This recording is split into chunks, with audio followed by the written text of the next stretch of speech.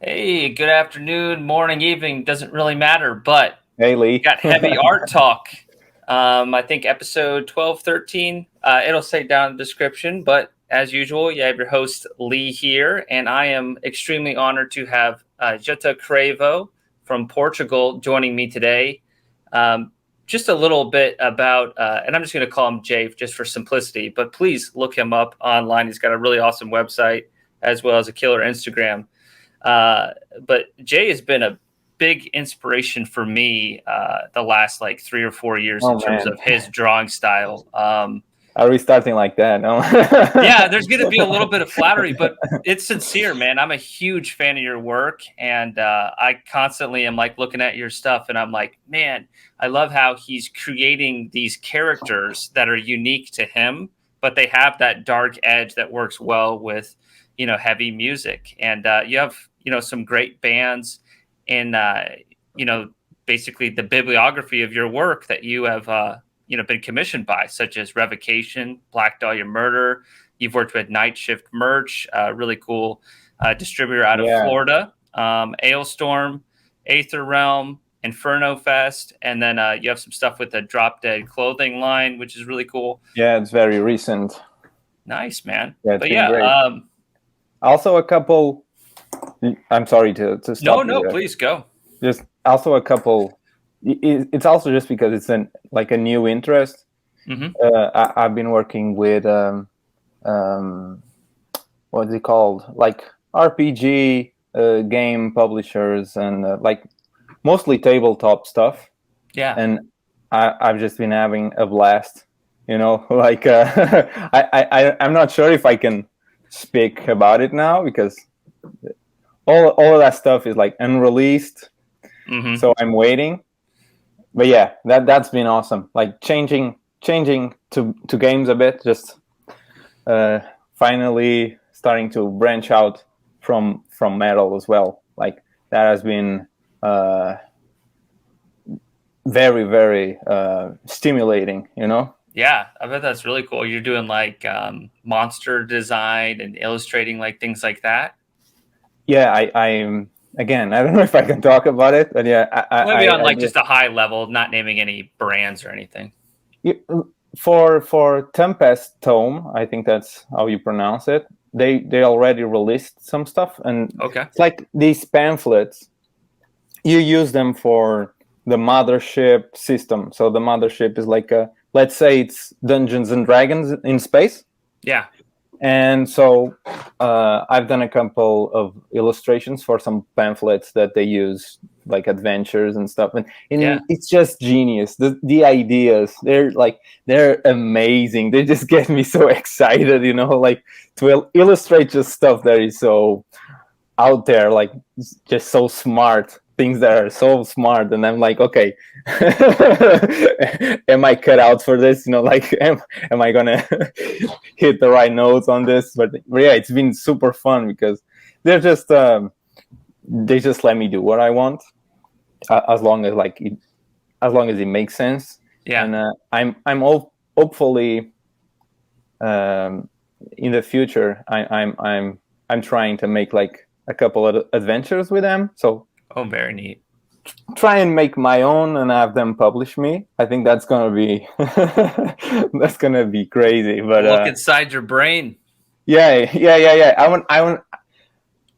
I don't know if I can make if I can hit the same quality of writing as them, Hmm. especially because I'm not. English is not my first. It's not my first language. Um, and I don't do writing the same way as I draw, Right. and it's more like what you said. Like I think I have this capacity to imagine combinations, and I thought of a book that I want to show later. Yes, That please. in the past, like it just made everything click for me, and so I think about stories and about ideas, sort of like what is something that is just that tad bit weird, Hmm. and like shifting something, like you just switch the gear a little bit. And for example, just so you can visualize it, the guys wrote a story about Adam, so Adam and Eve, but Right. this is an Adam that is made in laboratory. So it's like in space they have this garden of Eden Oh, that it's cool. all made up, you know.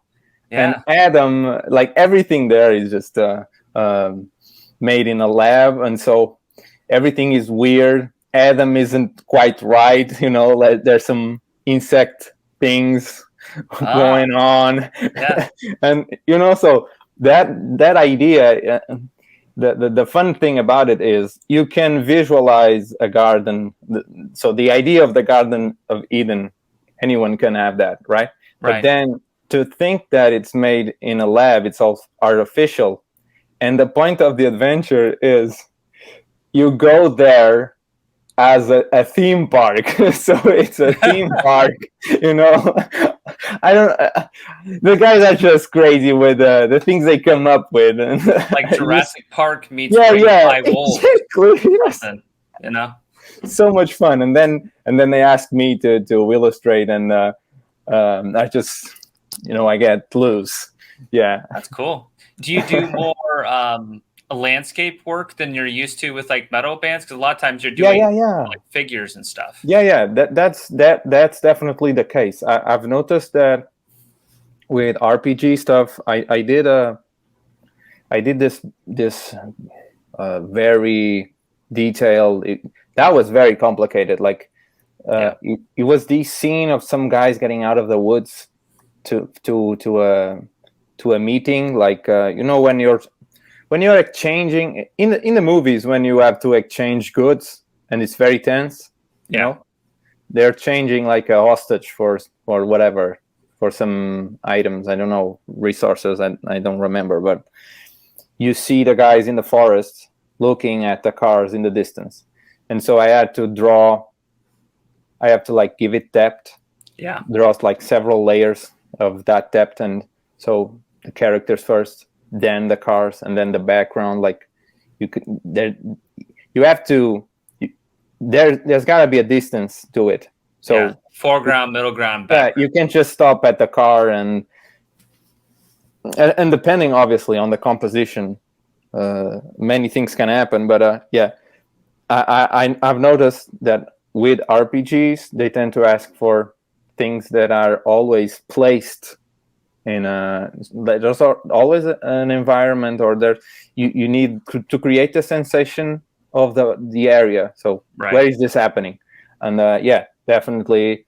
Even for the I mean, I think most of the projects that are game related, I had to do backgrounds. Yeah. Was that challenging for you, or did you pick up on it pretty quick? Yeah. It was a little bit. Yeah. You know, it's good because it is a challenge, and I definitely want to get there.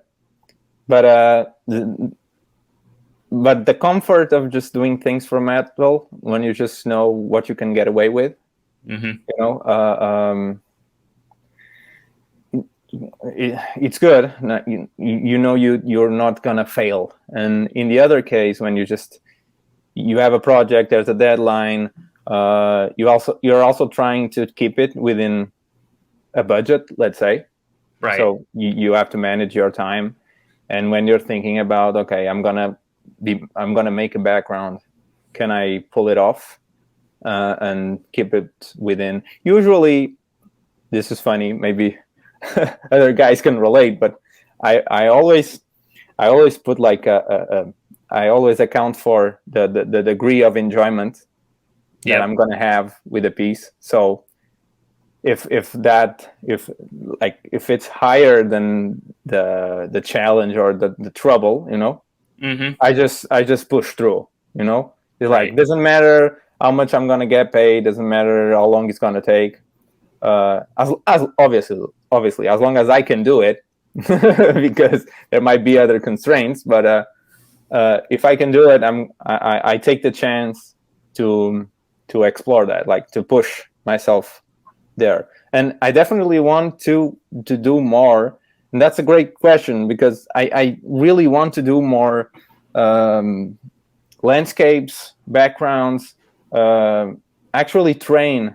I want to train, so do like iterations of stuff and just see how much I can do. Yeah. Because there's so much there to add to compositions, to images. And I think with metal, we get away very easily with cutting that out. So like you take shortcuts to just to present a design. We also we call it design for the reason, because he has to look good on the t-shirt, not just as an image. Mm-hmm. And sometimes in the past, when I tried to do backgrounds, what ended happening was you get like a very big image and like very flat. It tends to happen. Yeah. Because you're trying to fill everything up. And again, that's another challenge of the background issue, which is how do you make it read? Yeah, especially in pen and ink. Yeah, especially in pen and ink. Yeah, you really have to go deep in values, like and go hard on the values. And I think that's where I struggle the most. I think that's where I'm actually the weakest. And I don't know if I'm if I'm taking the conversation and just running with it. No, this is how we do it, man. We get on a topic and we keep iterating on it. It is kind of interesting thing about that way. I like how self-aware you are in terms of knowing what your strengths are, and then maybe some areas to keep improving. Because I definitely would say that your level of imagination is a big strength that maybe other people might have. Some technical chops that me and you both would really admire. But it is interesting how you can have all these different strengths and you can lean into those, and then working on your weaknesses also can help you be more well-rounded.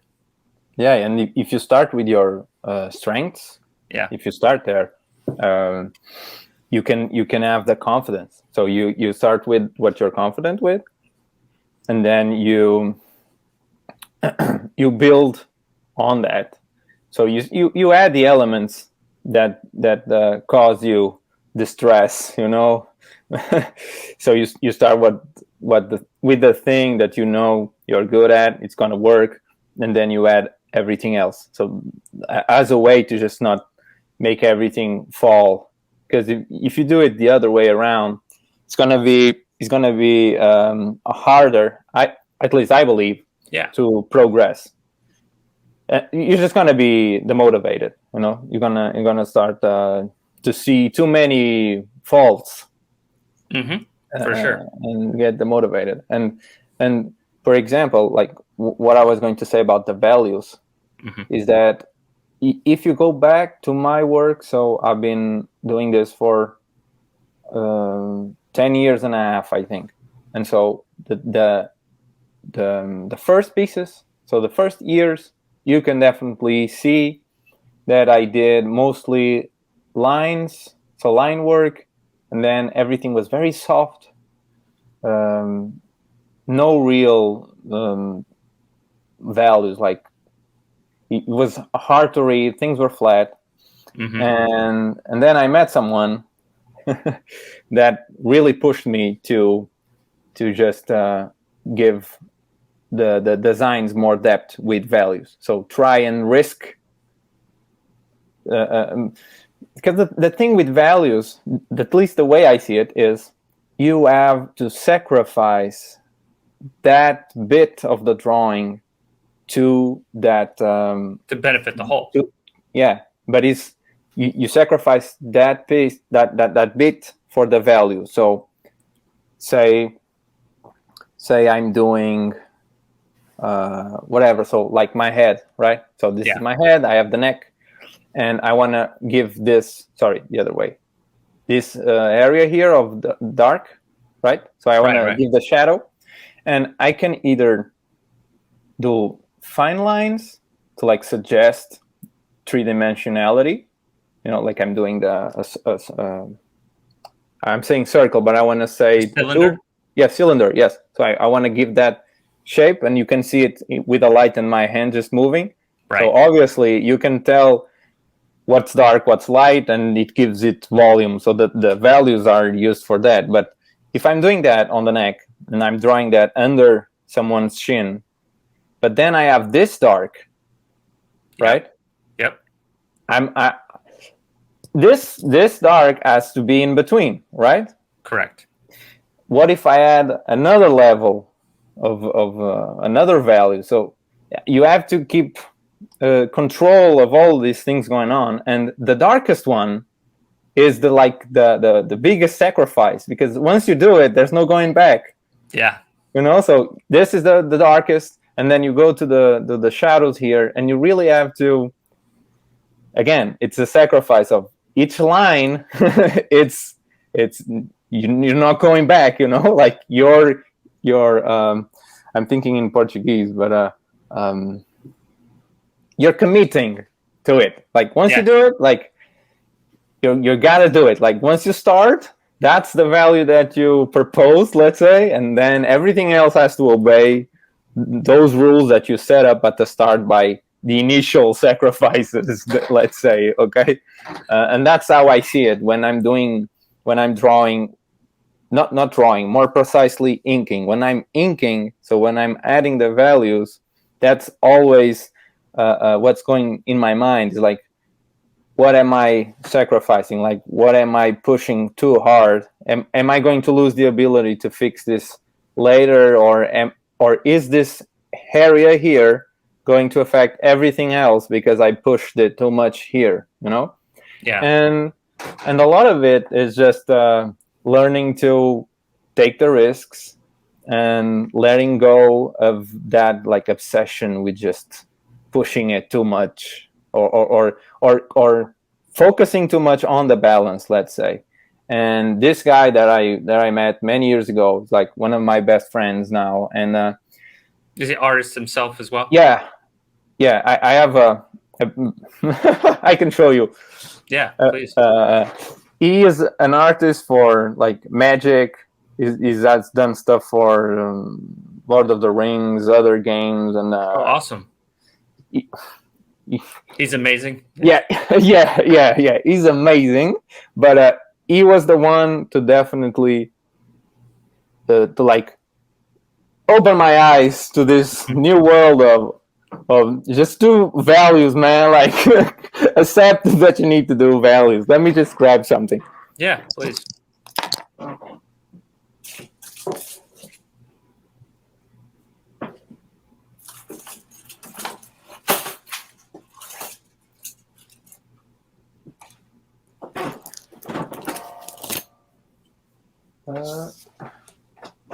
I know I had one example. Like I had an example of. Oh, is he here? No. Oh, I gotta look for it. Like I have an example of him where he inks, and you can see how he inks, so you can see his values. But this is just a painting that he made for me. Original, right? Yeah, it's the original. Yeah, and it's amazing. It's mind blowing. Is it acrylic? I think it's oils. Oils. Yeah. And the craziest thing about it is that he paints like Kim G used to ink. Yeah. Oh yeah.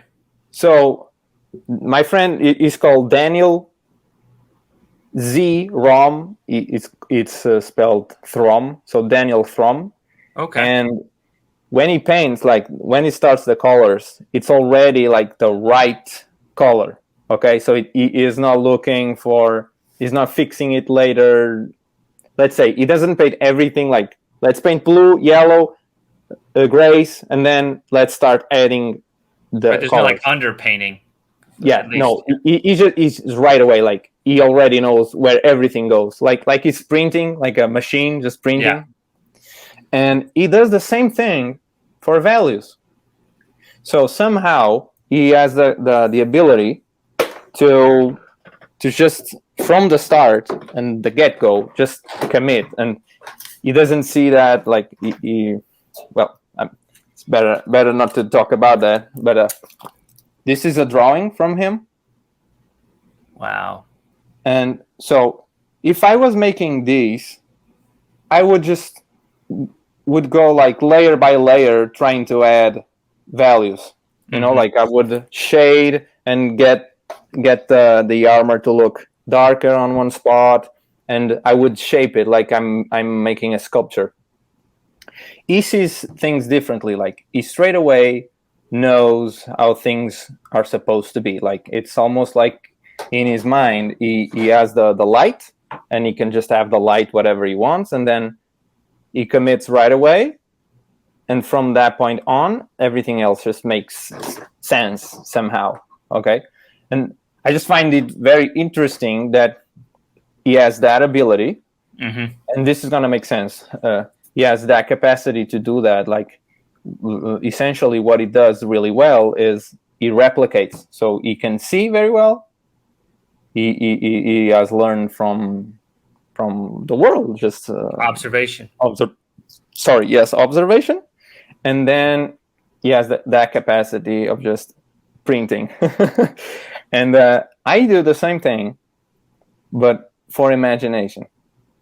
And we usually have these talks, like I talk with him about this. Like he always says that I'm not trying to, I want to be modest. Right, you're not trying to brag, yes. Yeah, not at all. But what he says is like, that's my thing, right? He looks at my stuff when I just do doodles, and like sometimes he asks me for help, just to let him unlock something. Like he needs to see a pose or something that I doodle, and then Right. he sees the thing, and yeah, that's it. Like makes sense for him. Right. And so I have that capacity of just like immediately knowing things like, okay, what elements am I gluing together? What is the pose? Like, what does the pose represent? So I feel that is the thing that I can do. Like my skill really is that. And for him is like switched, right? So I really have a problem with just trying to make things look real. Yep. Because in my mind, the thing that I'm imagining first is not real, but trying to make it real, I really struggle. And it's the opposite for him. Like he's thinking about real things, and then he has to make them fantasy, and Right. That's a really interesting point. Yeah, and I think it's like you both basically just need to draw like the other person if you want to improve. You need to draw from life. He needs to draw completely from his head and be okay if it looks a little off, if he exercised the creative muscle. Yeah. But again, like this is one of the things that when I like everyone, and I'm sure that happens to you, that happens to everyone you interviewed so far. We all have this little bug in our heads that it's like judging the things we do, and trying to have you compare. He goes to long lengths to just have you compare whatever you're doing or trying to accomplish to someone else. Yep. And so this is a really healthy way to see it instead, which is to realize that you have your own like you have sharpened your own tool, and it's yours. So it belongs to you. No one else can do what you're doing, and it's so true. That is so true that no one is doing what I am doing. Like, doesn't matter that they ink, that they work for bands, that they like the same things I do. It doesn't matter because they're not doing that drawing. Okay, so when you see someone like the painting that I just showed, I wish I could paint like that. Like I see your work, and I'm jealous. I'm jealous because because I want to do that. Like I want to explore colors. I want to paint. I want to. It's not being versatile. It's a exploration. You know, art asks for that, and and so I can't fall in. I can't fall into that trap of starting comparing myself to you, for example, because we're not doing the same things. I'm not going to ever going to do like I saw that piece you made that you showed Mark Riddick, and then I had to go through the Instagram to find it, and it's like, what the fuck, man? You know, like I wish I could do a big piece like that. I'm gonna show the size of my pieces; they're so small, and I want that. You know, like I also want to do that, but if you spend too much time on those things and not on your positives, on the fact that you are doing something that is singular, it's your own thing. Doesn't matter what everyone else is doing. They're not gonna do what you're doing, and even these talks help a lot to understand that. Maybe some like one, I can swear, right? Yes. So like one shitty drawing, something that you look and you think like, this is bad, you know, like I did not enjoy this drawing at all. It was painful to make it, and then you show people and they enjoy it. Like maybe someone else takes inspiration from it. They tattoo it. Sometimes that happens. Yeah, people tattoo the stuff that you don't like, and that gives you a perspective that you do live in, like in your own head. Oh yes. And you sometimes you just got to see it from someone else's view, and you got to take their view and accept that energy, let's say, you know, because my talks with my friend a lot of times are us, both of us, just trying to do that for each other, right? And like, because it is weird that you can be at such a great level, and I see this with most guys that I know, and like the guys up there, like the guys that are just huge, you're gonna take years to get there to to grab their ankles, like yeah. And they all struggle with this like imposter syndrome, not doing their best work or not enjoying what you're doing, like self-doubt, a lot of self-doubt. Yeah. And I think that drives them forward. Yes. Even if they don't know about it, I think it's driving them forward, because when you think you're not doing enough, you try to do it next time. Like, so I think artists don't realize that this is like fundamental to development. Exactly. To progress. You have to embrace it. Yeah. I always doubt, or anytime I see an artist being like overly confident about their work, I know something's wrong. Yeah. Something is not right there. Like, yeah, I know what you mean. They're usually hiding some kind of insecurity, or they just truly are that confident, but they're hard to have a relationship with, hard to connect with, you know? Yeah, but also maybe the work will suffer. Like exactly. You can't be content. You are perhaps in the moment. Yeah. I know that this also happens to other artists, and you can tell me if it happens to you. You finish a piece, you have it like on your phone to post or something. Yep. And then you're checking it, you're like checking it, zooming in, and I really like this part, this little thing I did, and oh, this is awesome. Like there's that compensation sometimes at the end, but then you move on.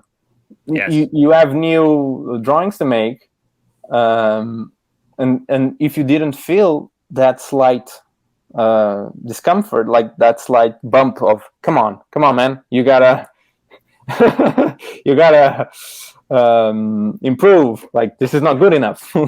Let's go.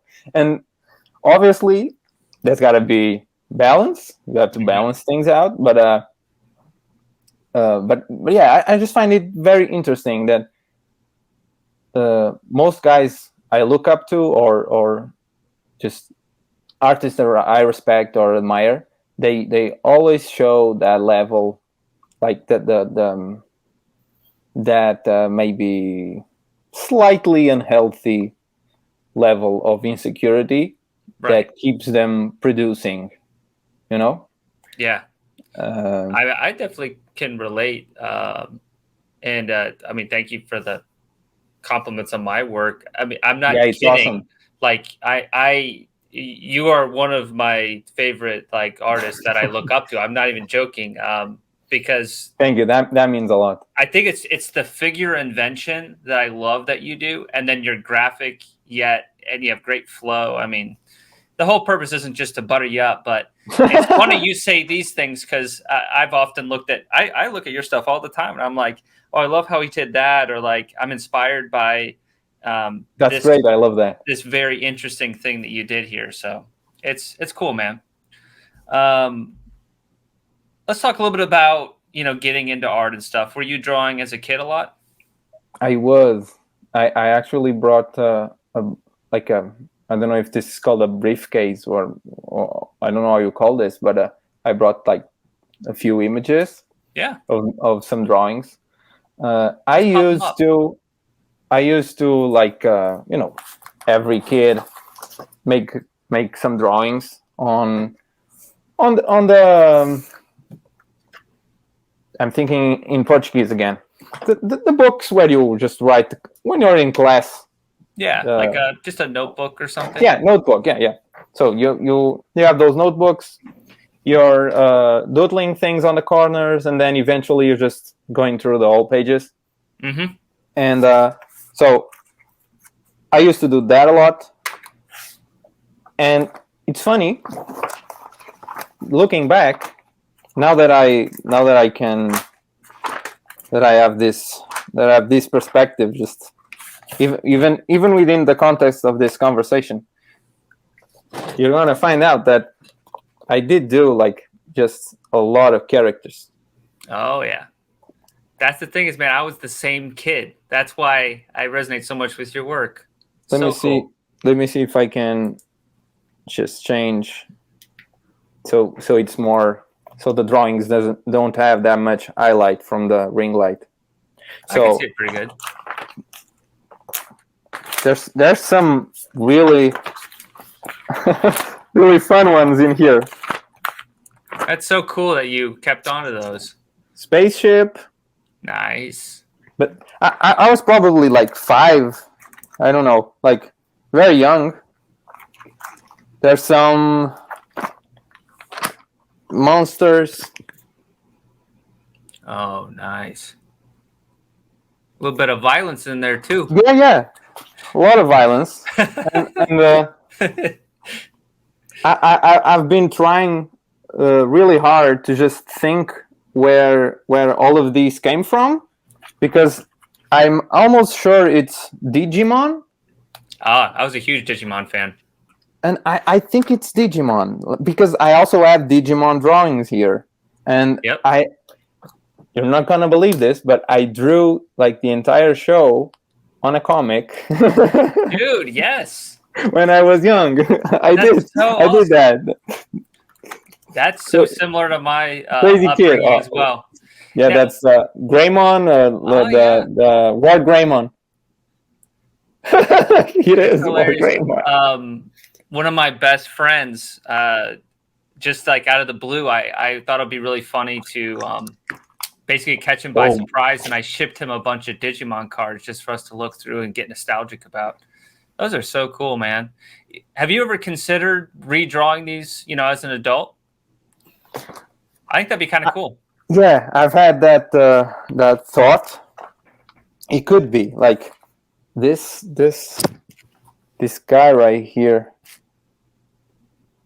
I used to do that face a lot, just with the horns. But I don't know. I don't know where the dark influence came from. Like that part, I cannot tell. I really don't remember. Like there's a devil there, something like that with the. Yeah, I see it. Were Is it focusing? Yeah, I got it. Were your parents or teachers concerned at all when they saw these drawings? No, not at all. And I was a church boy at that time. I'm sure because I went to church. Is it Catholic? Is that what's popular in Portugal? Yeah.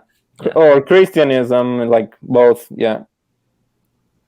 There's like I was raised Catholic as well. There's like a witch here. Okay.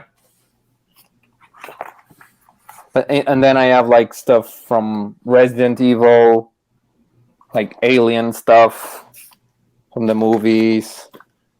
There's some dinosaurs. And by the way, since I mentioned dinosaurs, I know for a fact that the dinosaurs were great influence. Yeah. Probably the first things that I drew. And now that I have a kid, I've showed him also some pictures of dinosaurs, and I found my old dinosaur book. So this is like the oldest dinosaur book. I think I had that book that I can remember. And inside, first the paintings are incredible. They're so cool. Did James Gurney do those? No. These are not. I don't believe they're James.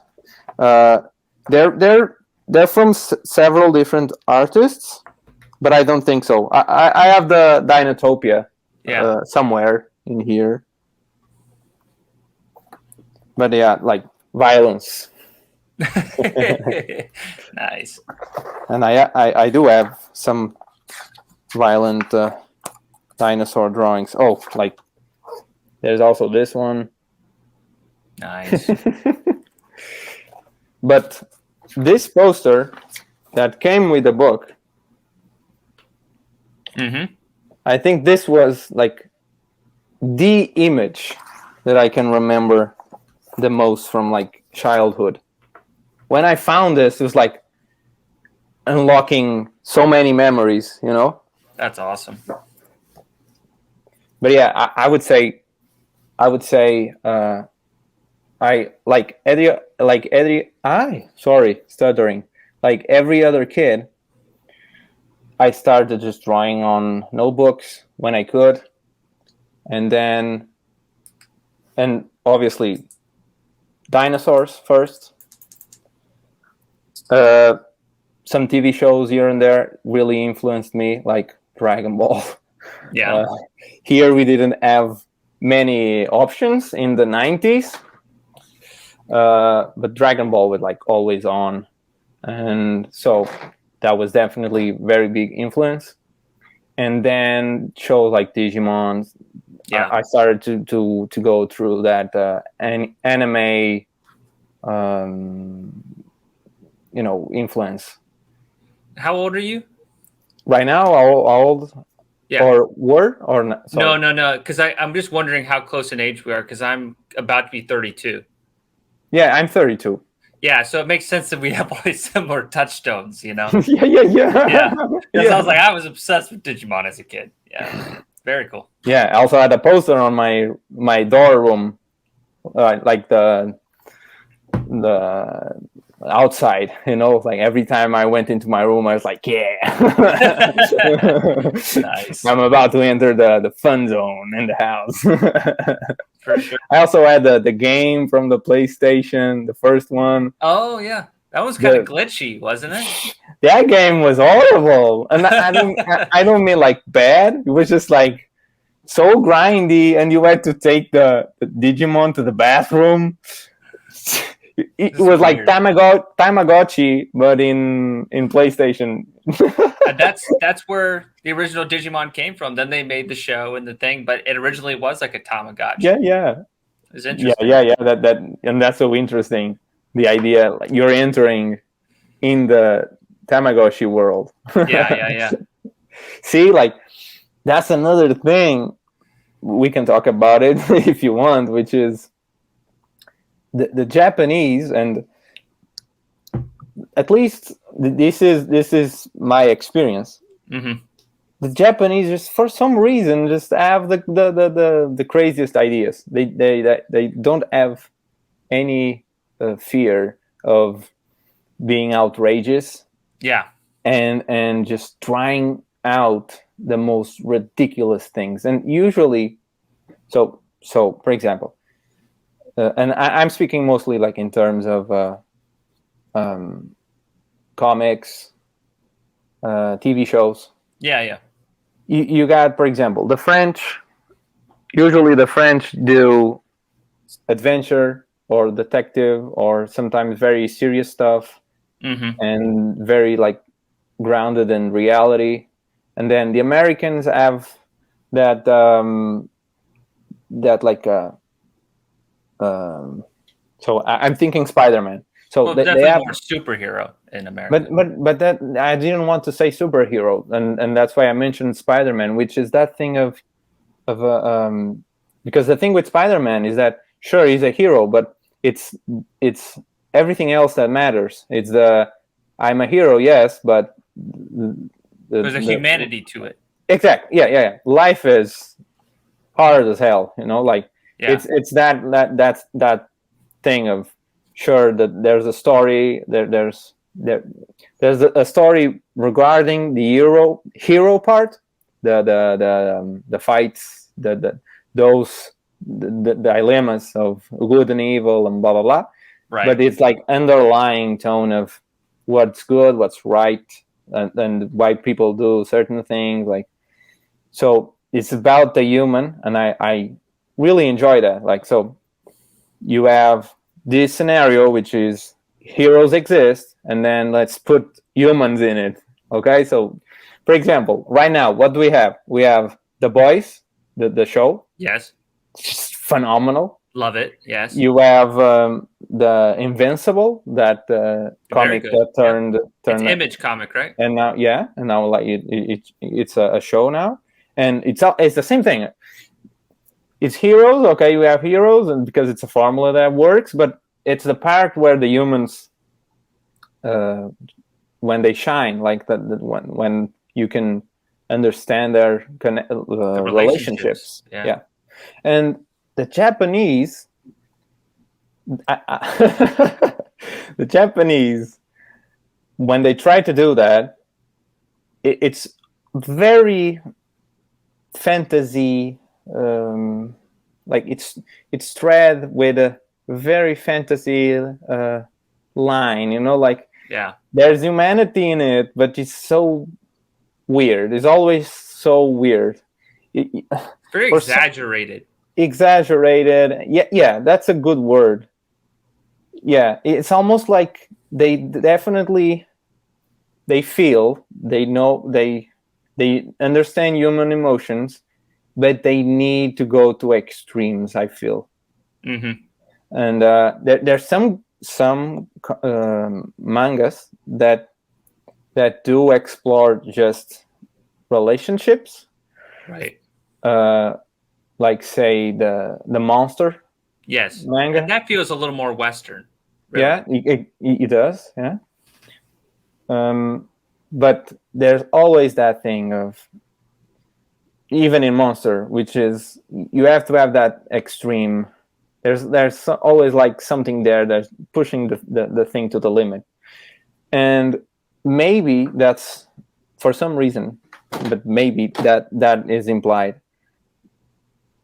They spend, so instead of just focusing on that part that might be weaker, they do the other thing, which is they play with the formula. So instead of doing heroes, they try something different. Like let's do cooking. This is a comic about cooking, but then the cookers, they fight to the death. I don't know. Like, and the enemy is always really odd. And, it's the food. Maybe the food grows limbs, and but somehow it works, and that's my point. It's that in the end they just make it something so real that works, and maybe in that scenario, that exaggerated those emotions or human relationships, maybe they work in that context. I don't know if you ever read Berserk. I've skimmed through it just for the art, but I haven't actually read it. Yeah. Okay. So I'm not going to spoil it then, but you should. Like, you can see it here. Yeah, you're a big fan. I have more up there. Yeah, big fan. Berserk is 100% Japanese in all these things we just mentioned. Yeah. But it's like a masterpiece of just you should give it a try.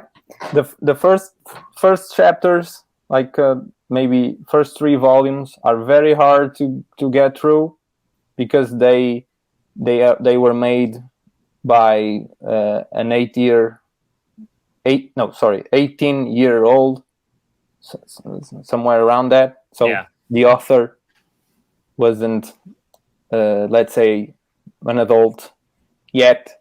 But when you guys say cringe, right? You guys say cringe, yes. Yeah, cringe. So the beginning is very cringe.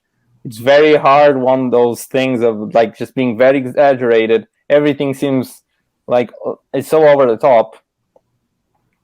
But once you pass that, and you get into the good stuff, and there's a particular point in the manga that, like, everyone that reads Berserk knows what I'm talking about. Like, it's so easy to understand what I'm mentioning.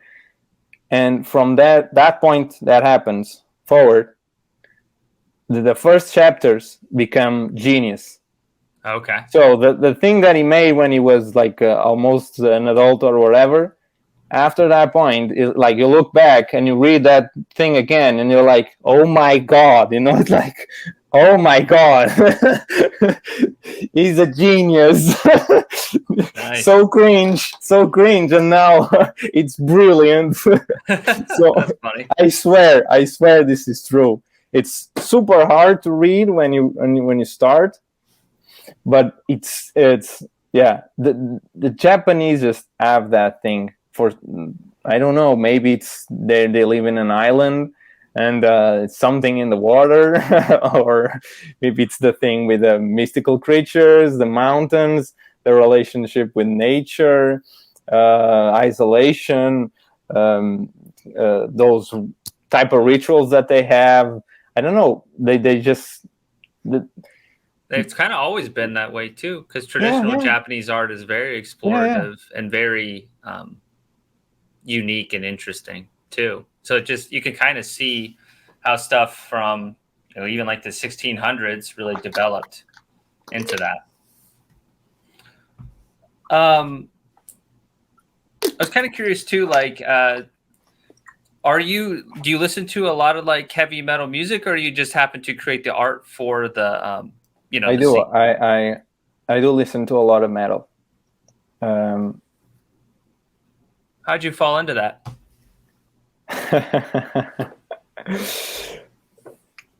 So, I think if I had to attribute a band to that, would be Sum 41. Okay. So I think Sum 41 started it all because of one song that they have that is kind of heavy metal. The other ones are like are still like rock punk sort of, pop punk. That's music, and but I love it. Like, I love it. And so that one song, I don't remember the name, but it was just very heavy metal, and he wasn't the usual vocalist. was like the guitarist that was so singing, and he was doing that. You know? Yeah. Okay, I'm And following. I thought it was cool, and I tried, and there was like a super cool solo there as well, and I thought I want to hear more of this. I want to find out more music that sounds like this, and eventually I stepped into metalcore Okay. because they had the clean singing. Mm-hmm. So that helped ease into metal, you know. So like them having choruses and still singing, and I didn't enjoy the harsh vocals, the growls and the gutturals and stuff like that. Like I thought it was bad, and in retrospective, it was bad because the bands were bad at doing that. Yeah. Now that I listen back, I know that it was like the vocals on those particular things that I was listening to weren't very good until I found All That Remains and As I Lay Dying. So those two changed everything, because from then on I started to like the growls and the type of riffs that they made. And I know metalcore gets a lot of flack for what they do, but those types of riffs, they eventually they got so much into what I like. Like I really enjoy that particular type of jumpy riff. And I played guitar, so I loved composing, and I did it for like maybe 7 years. And so even when I was playing, it was enjoyable. So that type of like jumping, you know, like when the tech tech tech tech tech. So that thing, I really enjoyed that, and I ended up getting into more technical metal. Okay. Just because of that, because of those riffs. There's a lot of tech death that has those riffs, and then like on top of the riffs, they go into way more complex stuff, but they keep the melodies. And so this at the time, so before I get where I am now, which is like I really love First Fragment, for example. I don't know if you're aware I've of heard who the they name. are. Yeah. First Fragment. There's this guy, like this is a kid that made this project, which is called Vitrified Entity. It's just very not known. Yeah, it would be hard to know, but there's like Son of Aurelius.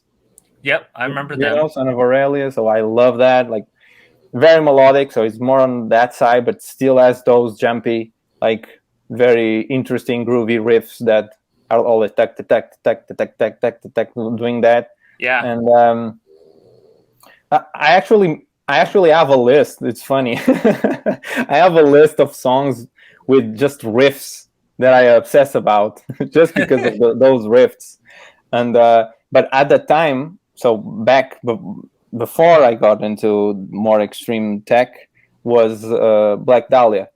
Black Dahlia was doing that melodic thing with the cool riffs that I enjoyed. And so for the longest time, Black Dahlia was like my favorite band. Just everything about them I enjoyed. And so that was kind of the journey. So Sum 41, metalcore, Black Dahlia, and then from Black Dahlia, all of those others. Like, do you know Beneath the Massacre? Yep. Canadian band. Okay. Yeah. So yeah. So stuff like that. Like when it started to get, it's heavy. It's just in your face, and I like those. Basically, All that when stuff was so popular at the time too. Like that. Yeah. Like because Yeah. you know, with same exact generation, basically. Like I definitely remember all those waves. Like there was a period where technical death metal was the big thing, you know. Arcspire. Nowadays, yeah, Archspire is Yeah, and awesome. nowadays it's really kicking. Oh man, Archspire live is unreal. Yeah, I've seen Unreal. them. I've seen them live. Yeah, I so actually good. broke. I actually broke a 8-year hiatus of going to shows to just see them. Yeah. Yeah, and Revocation was also there, Oh, sick. and Surreption. Mm-hmm. Nice. I think that was those were the bands. Yeah. Um, but see, like even then, like I don't go to shows. I'm more of a home rat. Yeah. Well, but where do but you live in Portugal? Is it a major city or are you a little yeah, farther out?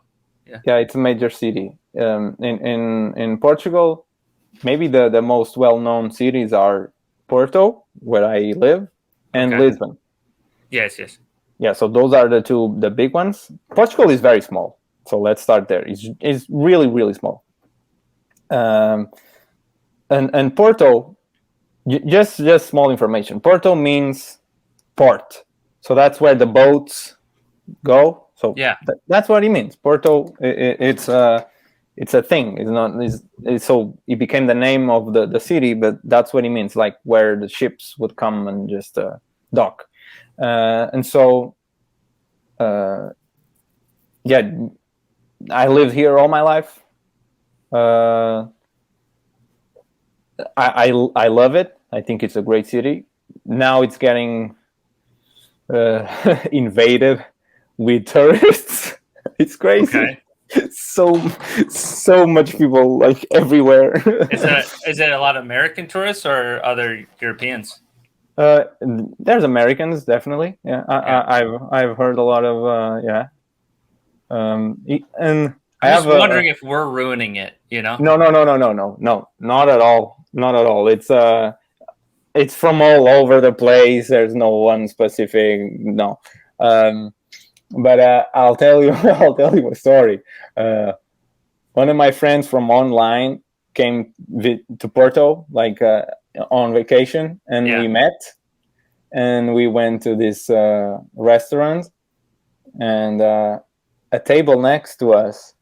They just stood up. They were leaving, and they just started talking to us, and they were Americans, so they they met there like oh, we're Americans too, and Yeah. They I'm found their from kind. I'm Yeah. from here, and then so as you can see, like it's very easy, and nowadays to just find in Porto any nationality, I would Yeah. say anything you can think.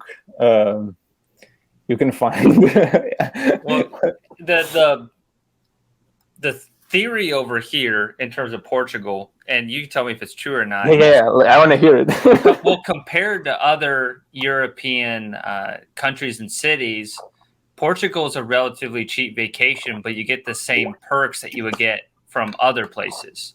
So our currency goes more over there, just like the dollar Oh goes better. man, Whereas like we have no idea. if we went over to like Norway, we'd be getting shafted because our dollar like is nothing compared to their currency. So that's why people are tempted to go to Portugal right now. Okay, actually, I think the I would have to check, but I think at the moment the euro and the dollar are very close. I think pounds are always way up high. Too, yeah. But what you said is true. The thing about just coming here and getting all this. The dollar goes further. Yeah. And I think it's because we're poor. I'll put it this way: we do have all of these attractions. So we are next to the sea, and we are really only connected to Spain like this. So Spain and Europe. Yeah. And then we don't have anything like around us on this side. Like it's all sea. We have a couple of islands, but we don't have like anything else besides the sea. So what ends up happening is we have good beaches. So even guys from the United Kingdom, so some from Britain, Yeah. they come down and on just trying to what's the correct grammar? On at the south? Do you say at the south? They come towards the south. Like Yes, they they go. they go south. Yeah. Okay, so they go south, and that's like the best place for to just go and to go to the beach, have sun, eat. It's that type of vacation where you can That type of unwind. vacation, yeah. And usually, a lot of houses there actually are bought, like that. Again, strangers. How you say it? How do you say the guys that come from abroad? We say estrangeiros, which means like almost strangers, but it's meant to mean foreigners, someone. tourists. Yeah, foreigners. Yeah. Yeah. So foreigners, usually from Britain.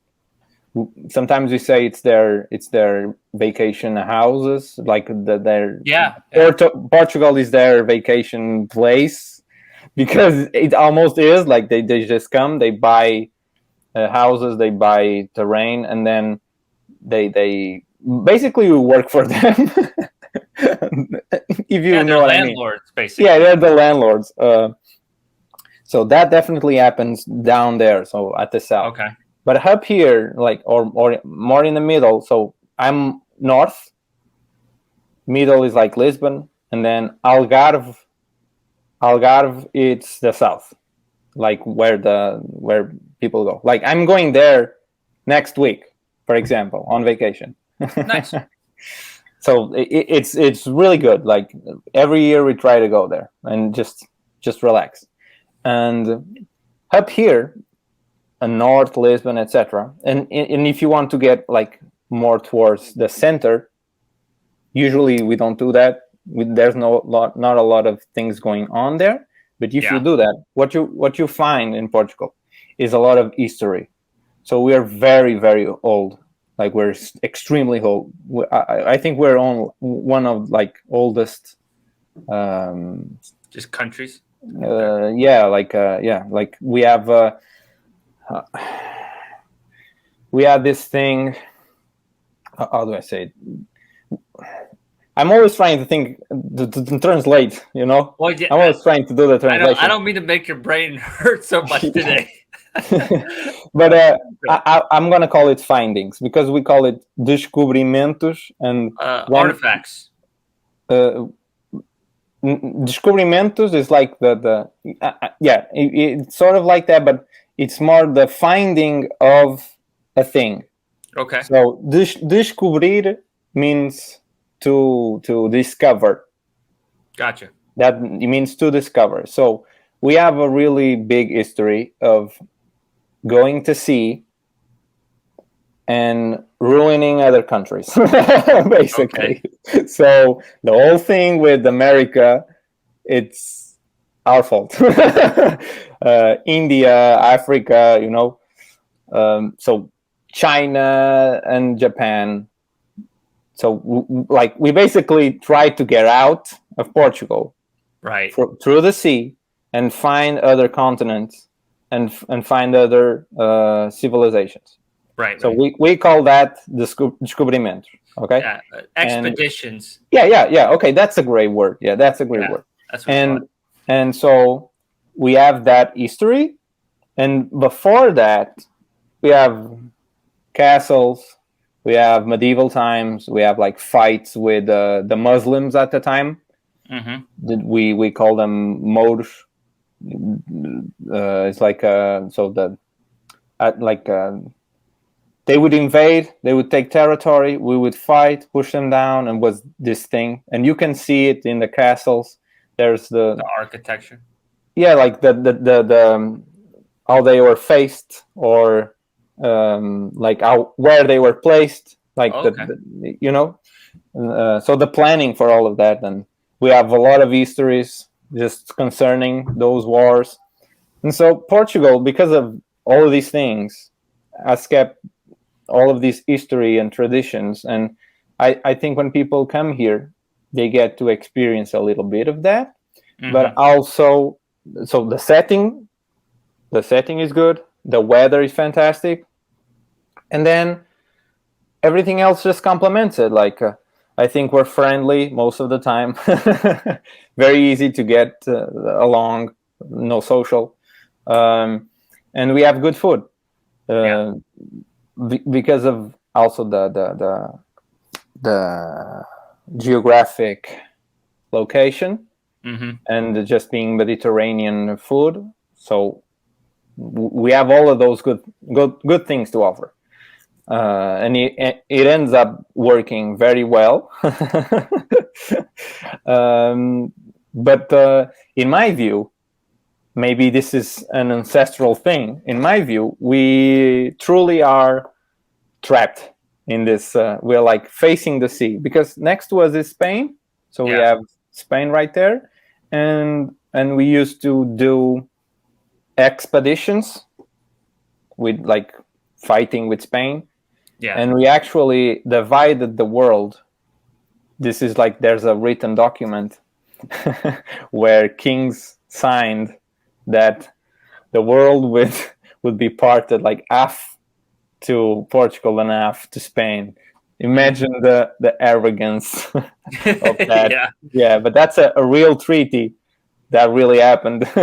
And that was for that purpose, to explore, like, okay, I'm going to explore this side, you explore the other side. And that way we're not, hitting heads, and we're not going to fight over it because we signed. Oh, yeah. And that's why we try to go to America. We're like, okay, what is that way? Let's just go that way. Because before we're doing Africa. You just go down, you do Africa, you keep going through Africa. A lot of horror stories there. Yeah. It's awesome because like I know Portuguese artists and musicians that do music and stories about those. They make songs about those stories of like there were monsters in the sea and the boats would, Interesting. Yeah, so that there's so much in Portugal that is related to the sea. Like even our famous type of music, fado. Fado, yes. Okay.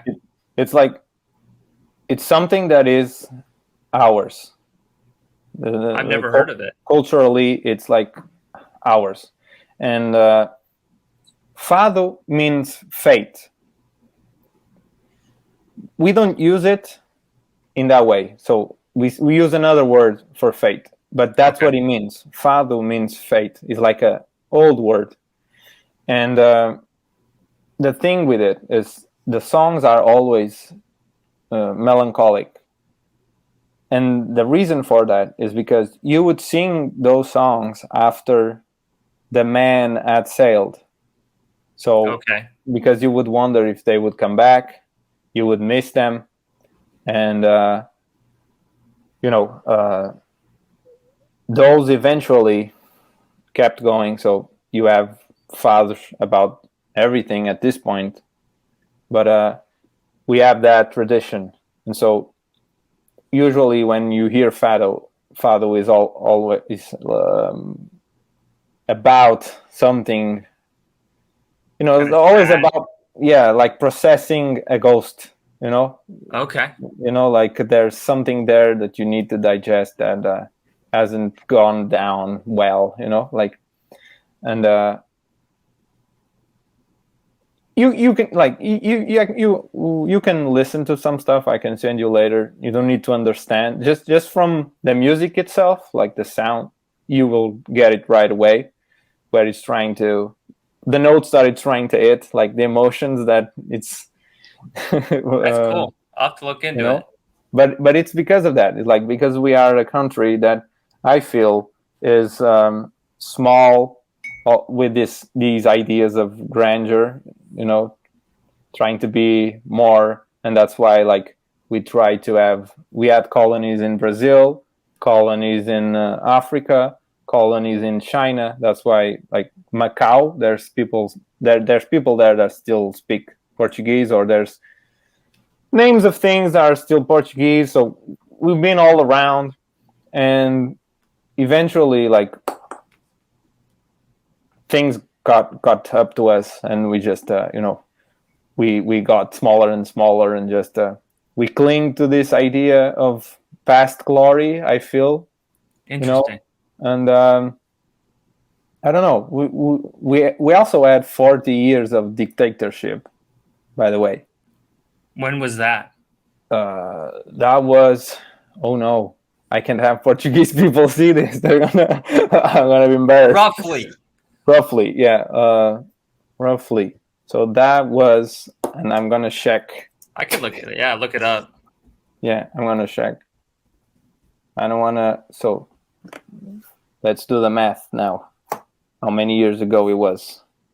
Looks Basically, like 1933 to 74. We ended the. Whoa, I missed you. What? Where's the? Oh, okay. So. I can see you. Okay, you're here. No, I wasn't finding the video. The revolution was in 74, I think. Mm-hmm. Yeah, that's what it looked like.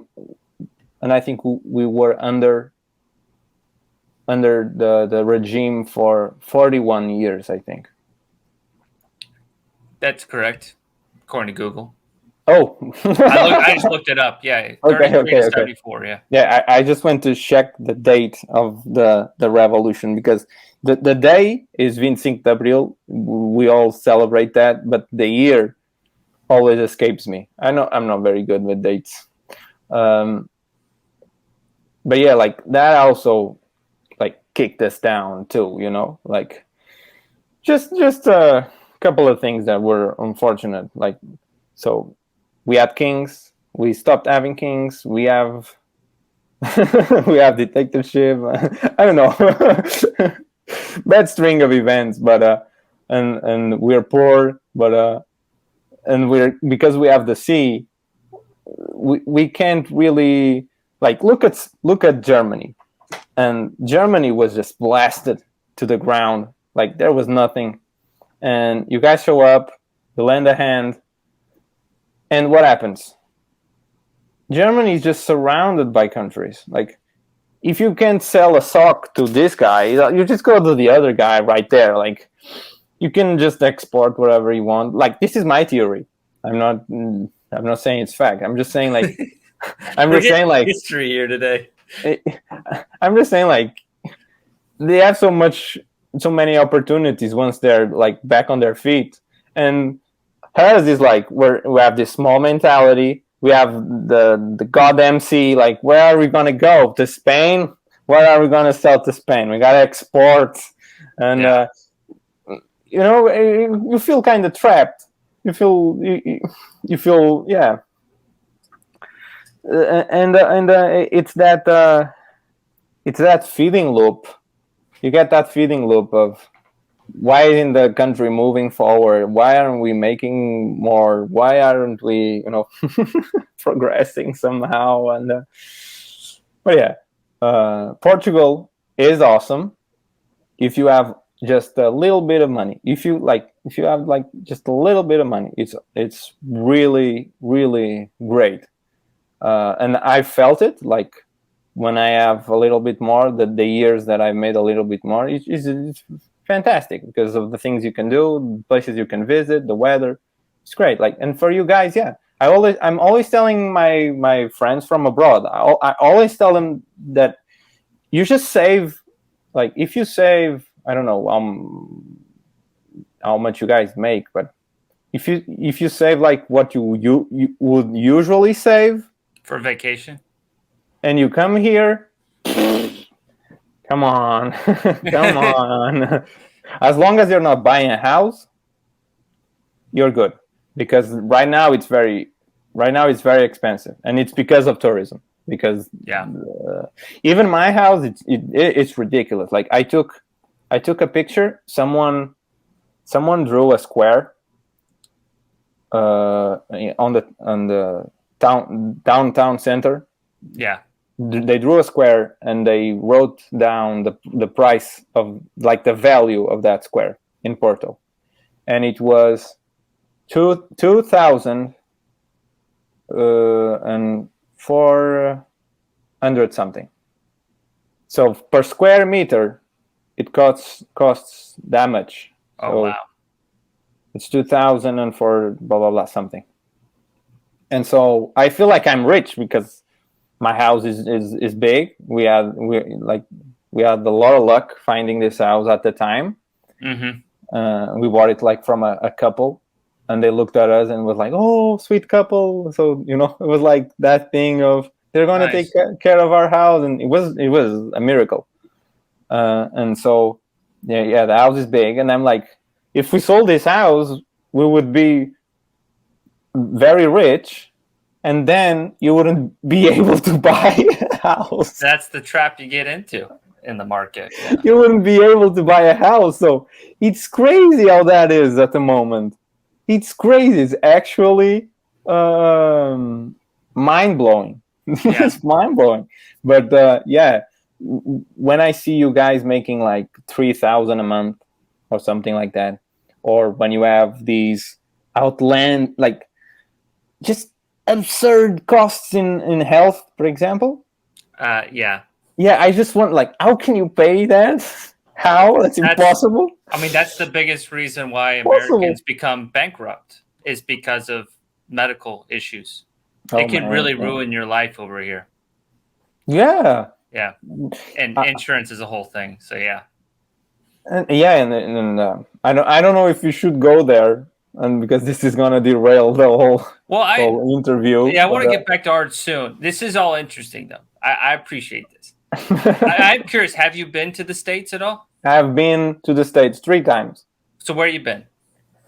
I have been to Los Angeles. Okay. Las Vegas. Okay. San Francisco. I went to New York. Okay. So you got a little East Coast there. What's around New York? Newark? Is that the name? Newark? There's a place outside of New York that I think it's Newark. I'm not sure if that's correct. Yeah. And then we did coast to coast. So I at that trip I was very young, so I don't remember. You went all across the U.S.? Yeah. Wow. We did coast. That's a big trip. Coast to coast. Yeah, we did coast to coast. Went through the desert. Okay. Like the Valley of Death, that one. Yeah. Death Valley. I like how you say it, though. Yeah, Valley of Death. Death Valley. Yeah, we went through there. So I'm from. We went to Canada as well. Yeah, we went up and went to Canada. Okay. But some cities in between, like I don't recall. Washington. Yeah, we've been to the capital. The capital, so not the state. Yeah. Yes, DC. Okay. Yeah. And so you never went to the South? That's where I'm from. So Georgia. I don't think we went south. No. Yeah, I don't blame you.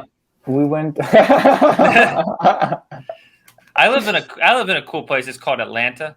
It's pretty neat, but there's not a lot around here besides some really cool major cities. Oh, that's because you get a lot of land. The states are huge. Yeah, and it's hard for us to understand the scale. Like, for example, Brazil, I think it's 40 times the size of Portugal, something like that. Yeah. So, like, even when I speak to Brazilians and we just they just tell me where they're from, it's like telling me that they're from Europe almost, or like, because you can't understand the scale of a state or a city at that point. And so you're telling me you're from Atlanta, but it's almost like you're telling me that you're from Portugal in America, like in the States. It's a big city. There's a big gigantic place. Yeah. And yeah, I get why you guys are so different, like across the entire. Yeah, there's a lot of different cultures within US. Yeah, it's just obvious that's bound to happen. Yeah. It's always interesting getting the perception of Americans from people who don't live there. But let's get back on art and stuff. All right, so we talked a little about social media. We could loop it into being an artist then. So what do you think is some of the perks of social media nowadays, and then some of the cons? Because I think there is some good for sure. Well, let me give you an example. I wouldn't have been able to connect with you or see any of your work without it. So that's a perk. But con-wise, Right. what are some of the things that you find challenging? Oh, I think it goes back to the whole thing of having to make money, to being like chained to that need of everything just being a money machine. And I don't want to complain, obviously, because most things we use are free to use. We can just go, like, we're using this software for free. We're talking. I pay for it, but yeah, I get you. Oh, you're it's paying not for a lot. it? Yeah. But it has a free package. I'll give it that. Yeah, but like Instagram lives, doing videos for YouTube. That's what I mean. Like, you can do these things for free. You have this simple access. You can learn online, and Instagram is free. So, like, if you have one of these, and you probably have, right? Everyone has one. You can have all this access to these things that are free, and they have to be paid for. They have to make money so you can have them for free. And so when you're... Oh, I'm just noticing that I didn't connect. Let me just... I forgot the cable. Sorry. I don't want the... Yeah, I don't want the laptop to die. Oh, power cable, yeah.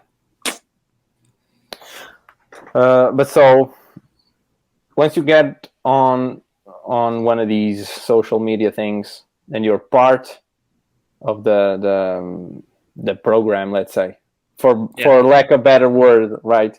When you're in it, if you're not giving it money, you are the product. Yep. Sure? We agree, right? So when I make my stuff, and when you post your artwork, you're trying to be the product that the platform sells. So my account on Instagram has to be a product that brings people in to the platform, so the platform can make money, right? And I'm getting to a point here, which is because of that,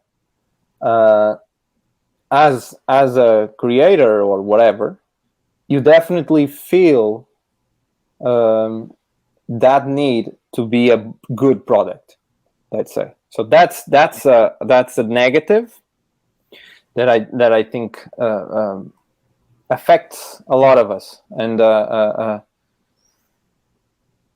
financially and mentally. Like this thing of, am I playing the game right? Am I doing the things that they want? What does the algorithm needs from me today? Right. But the good side, I would say, is what you spoke before. So meeting people, finding about other artists. Before the whole internet advent and social media, we had these. So we had to buy things.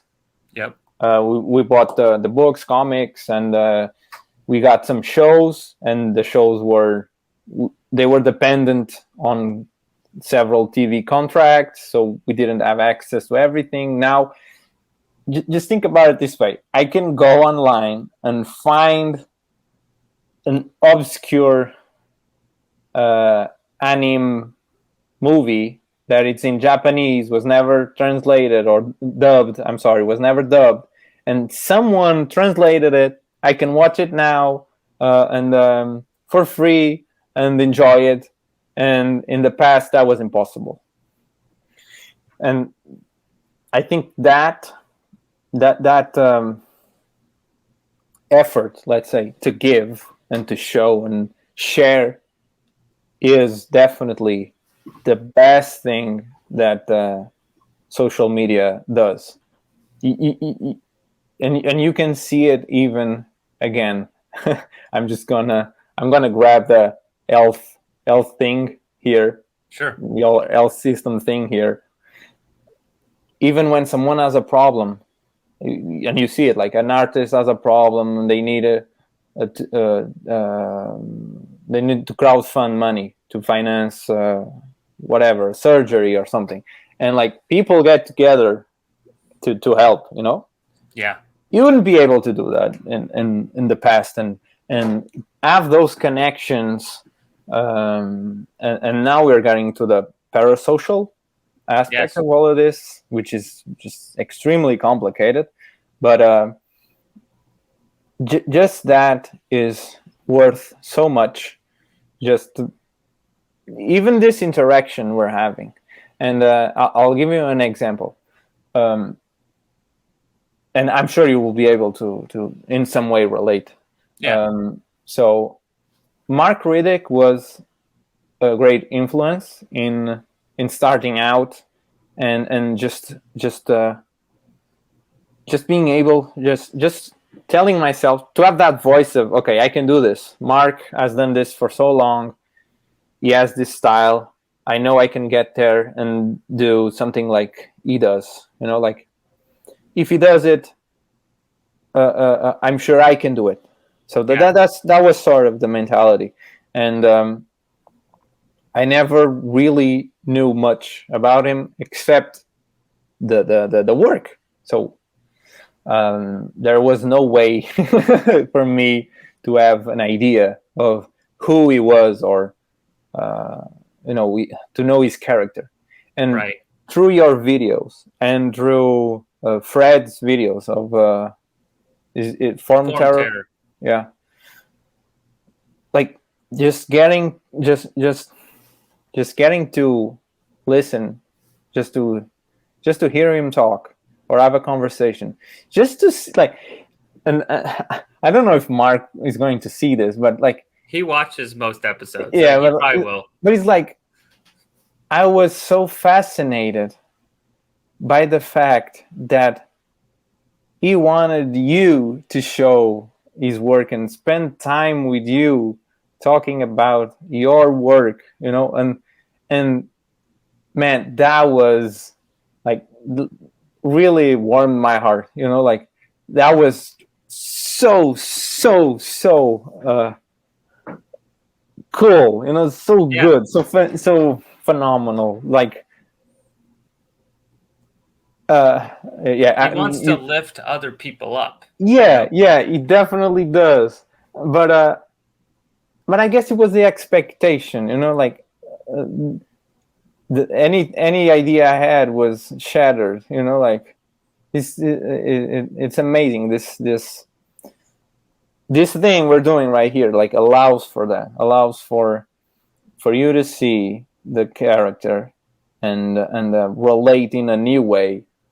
Because I can say this. I can say that most times when I post and I have a chance to write something, I think I'm not in a good mood. Like most times when I do it, I'm not in the right mood to just tell my audience, again, to share information. Right. I'm just going to.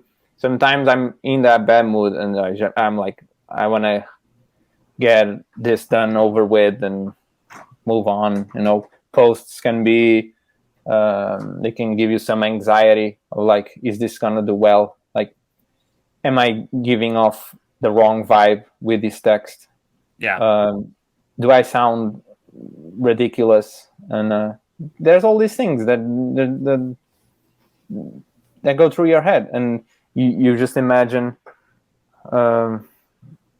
different outcomes, and you look at other people, how they post, and wonder if you should just do a description of the work or if you should be personal. There's always this necessity to, in my case, to be human, but at the same time knowing the constraints of social media, of at least the ones that are in text. Right. Because it could be misinterpreted. Right. Yes, but it's not just that. It's that text doesn't really show emotion. Text needs you to project, I feel. That's why if you read something, they need to tell you what the characters are feeling, because you can misread, you can take it the wrong way, and it really is dependent on your emotional state, like what you project at the time. Like, is this guy implying this? Is it saying this or that? Or is he complaining? And I do complain a lot, and you're just saying what we're thinking, man. Sometimes. But it's great. Like, if I wasn't on Instagram, if I wasn't on Facebook, I wouldn't have had these opportunities. And for anyone like who may be wondering or fearing posting or just being online, I think at least I would like to encourage them to just try, post whatever thing they have. Be slightly present. Like, don't be here all the time, just online, but being slightly present. Speaking. Try to talk to anyone that comes or is showing some kindness. Like, retribute, give back, and yeah, this is what the internet really allows for. Yeah, a lot of hate, but a lot of love too. Definitely. So you can counterbalance it. But again, I'm leaning now to the bad side, which is you do feel alone. So you do feel like you're alone in the internet or like on Instagram. Say you're on Instagram, you're gonna post, or on Twitter or Facebook. It's a solitary action and activity, even if you're trying to be present, the online space isn't physical. So you have to expect someone to answer, someone to see what you posted, so it's that balance of, when it works, it's awesome. There's so much good things, so much support, so much love, so much good opportunities that can surge. I definitely agree. It's a balance, like all things, but I think people have to bet on it and keep on it and invest sometimes into it. Yeah, it's worth it in the end. Yeah. Unless there's anything you want to talk about beforehand, I was thinking about pulling up some of your work, and we can talk through some of the technical aspects of making it or stories. So before we do that, I mean, since we're on this topic of it's not like social media, internet. This is a new thing that we're all adapting to, and maybe we're not wired to be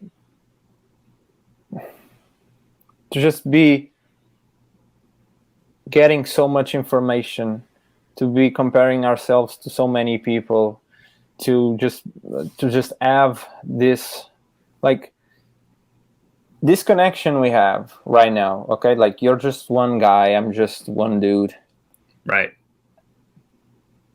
If I was to reply to everyone on my Instagram, like, it would be impossible, or I wouldn't be able to remember half of it, right? Like, it gets to a point where it's overwhelming.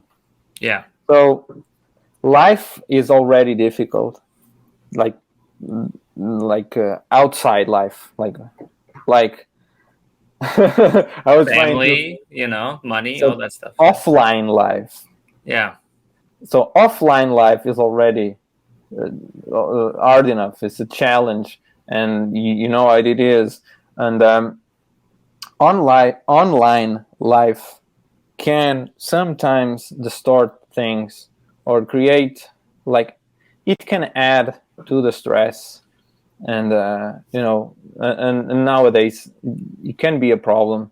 And I hope we find some ways to manage all of it.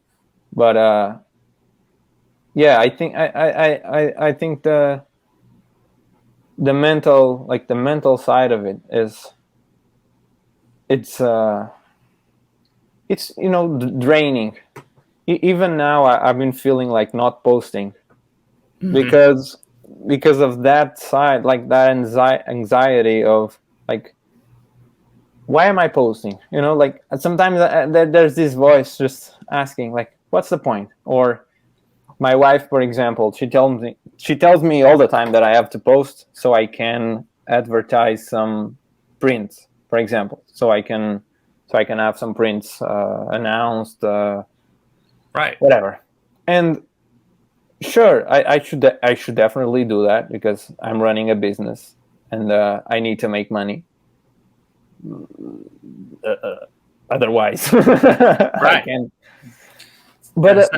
But my brain is in that world of, it's thinking, I don't want to do that. I want to draw.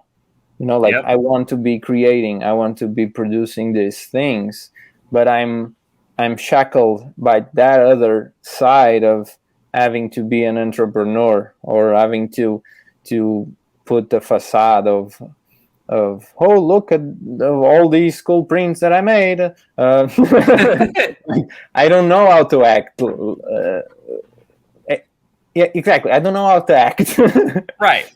Like, I'm not trying to be a businessman. I'm trying to make art, and this is just like one very small thing that can erode you, like it's there under everything else that you already have in life. Yeah. And yeah, I guess if I could say something, like, if I could just, before we move on to the art, like, yes, to end things on a positive note. Hey, man, you're just being real. I like it. I'm talking too much, way too much. So I'm just going to give you my, like, what happened to me. Like, I just want to, like, give, like, a frame of reference, so some guys listening can have an idea of what the message is. So, like, last year was the most, like, brutal shit that ever happened to me, and it was very difficult to manage everything. And everything happened from, like, first, my son was born. So he was born on December, the year before that. So 21. December, and then last year entered. And so I was dealing with a newborn and trying to, be a parent, learn a few things. And what happens when you're a father, like when you become a parent, is that you have to deal with your trauma.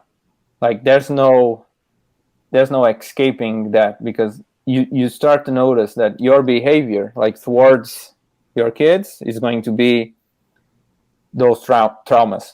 Like Yeah. it's like a reflection. And so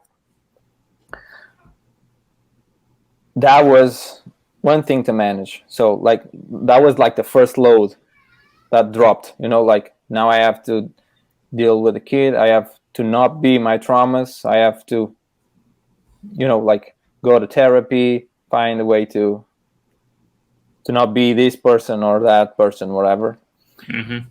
At the same time, I was going through this process of finding out uh, a diagnosis of a disease, whatever, and Yes. like that whole process was very difficult. The exams were torture, like like it was just too much at that point, and I was like at the limit, dealing with everything, like being a parent and the disease, and like trying to figure that one out.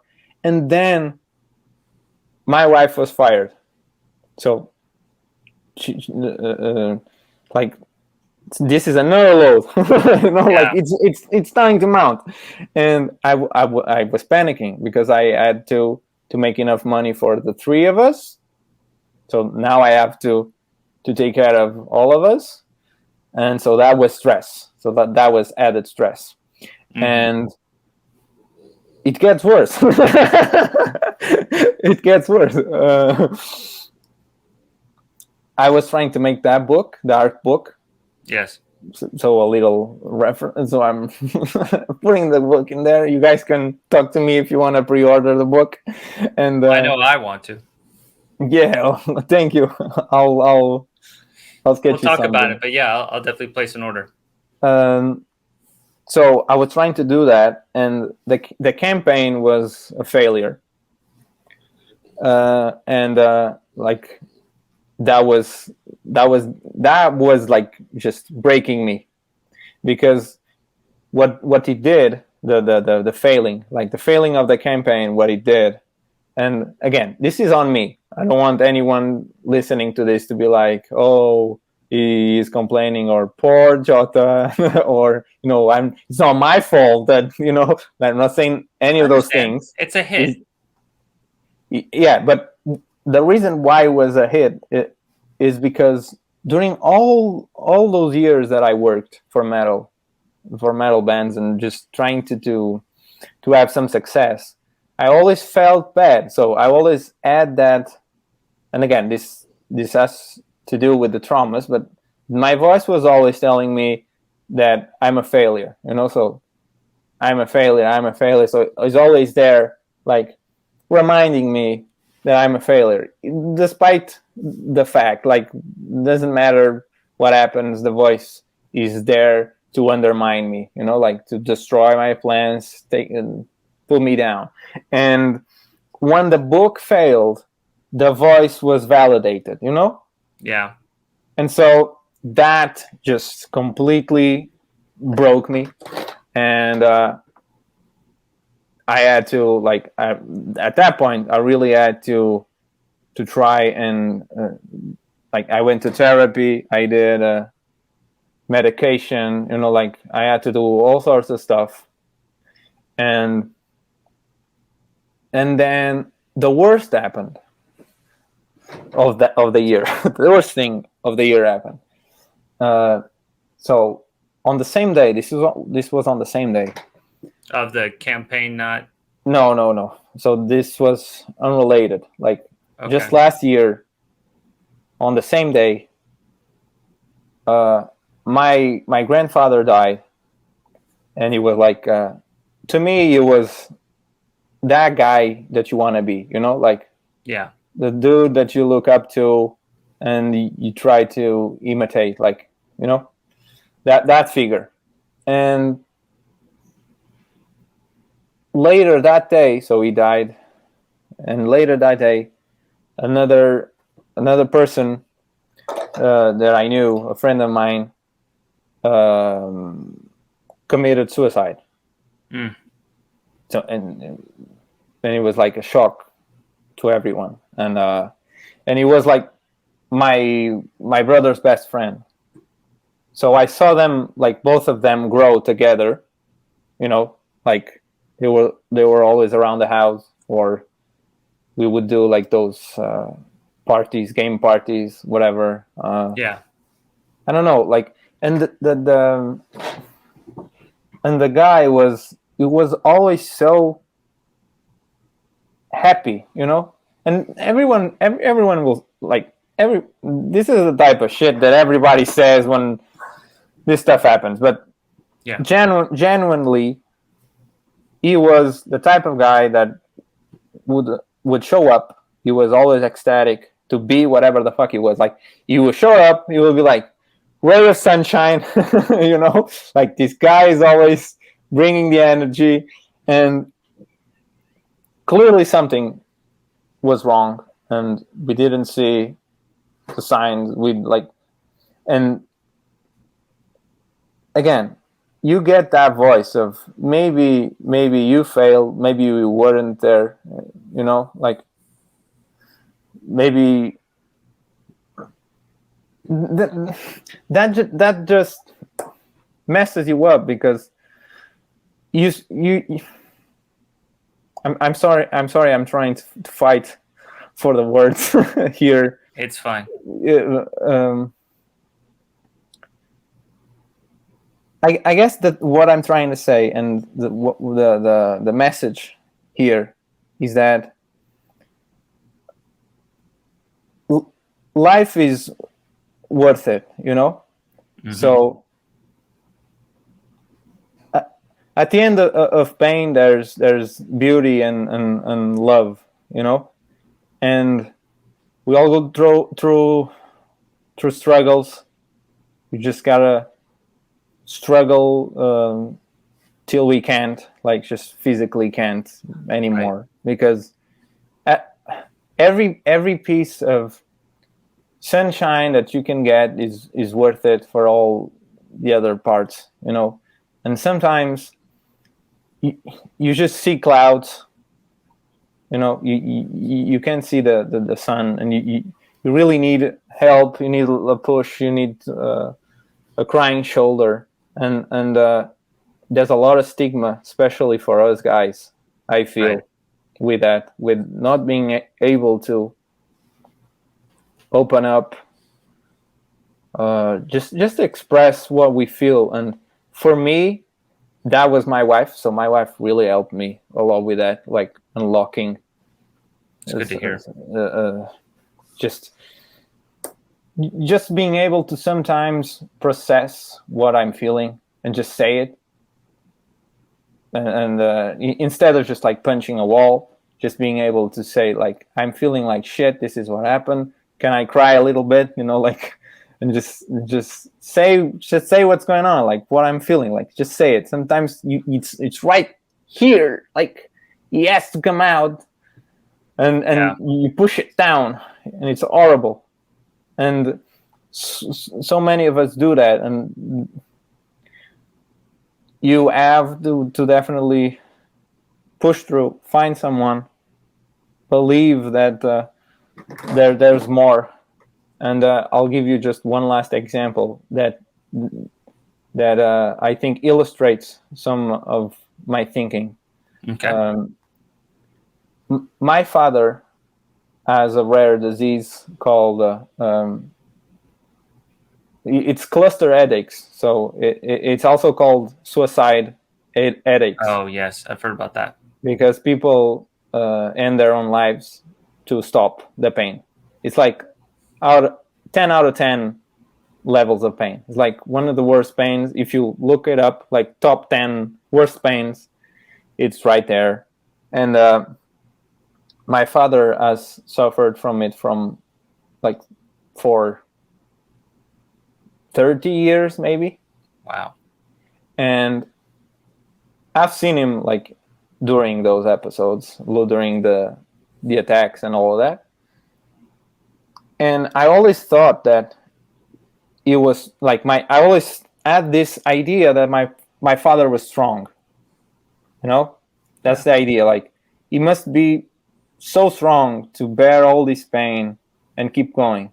And he has a saying that is nunca pior, which is never worse. Like, this is the worst that it can be. As long as it's not worse than that, I'm good.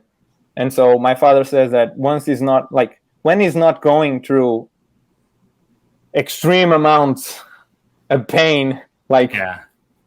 a whole month of pain, when he's good, it's fantastic. Like, he's good. Like, nothing is wrong. It's so weird. Like, he's not scared of the next, because it will come. That's the nature of the disease. So he's not scared of the next episode or whatever. Like, in the past, I noticed that he was, but now he says that, Yeah. he has that chill. I'm chill. As long as I'm not in pain, I'm chill. And sometimes we're talking, and I know he's in pain, and I'm like, Dad, like, from 1 to 5, like, how much is it hurting right now?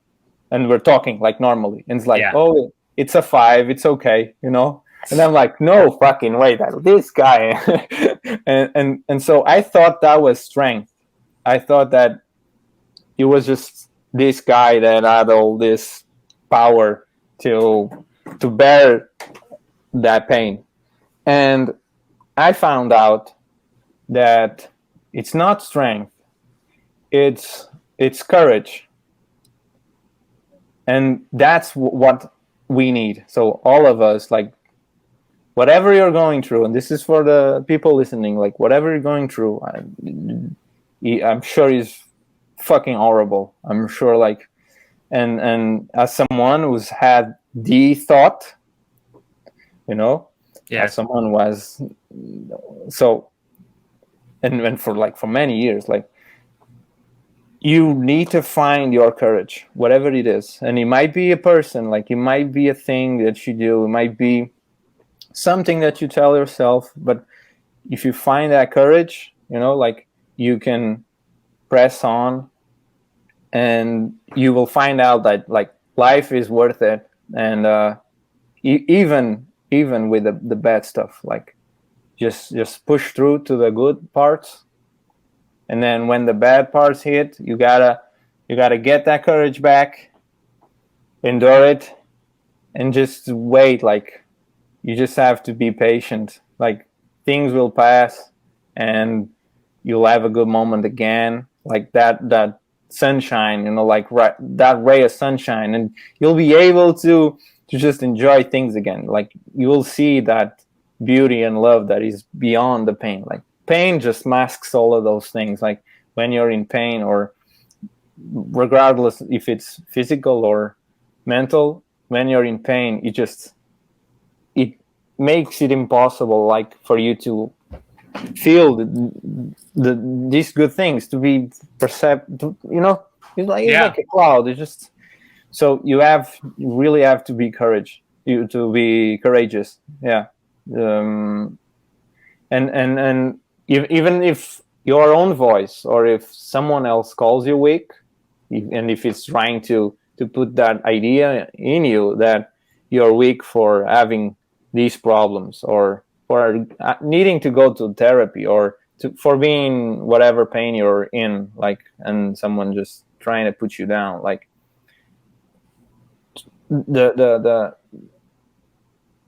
your ability to have that, like, that courage to face the fact that you may be weak at that point. Okay, that's why you need courage. That's why, again, this makes me think of Spider-Man, of the hero. Like, that's why you're a hero. Like, because you're going through the struggle. It's because you're weak that if you get to the end of it, you've made it. Like, you're applauded for it. It's not like, if you're strong, and if someone gives you that challenge, and you're strong enough to just beat the challenge, there's really nothing there to praise.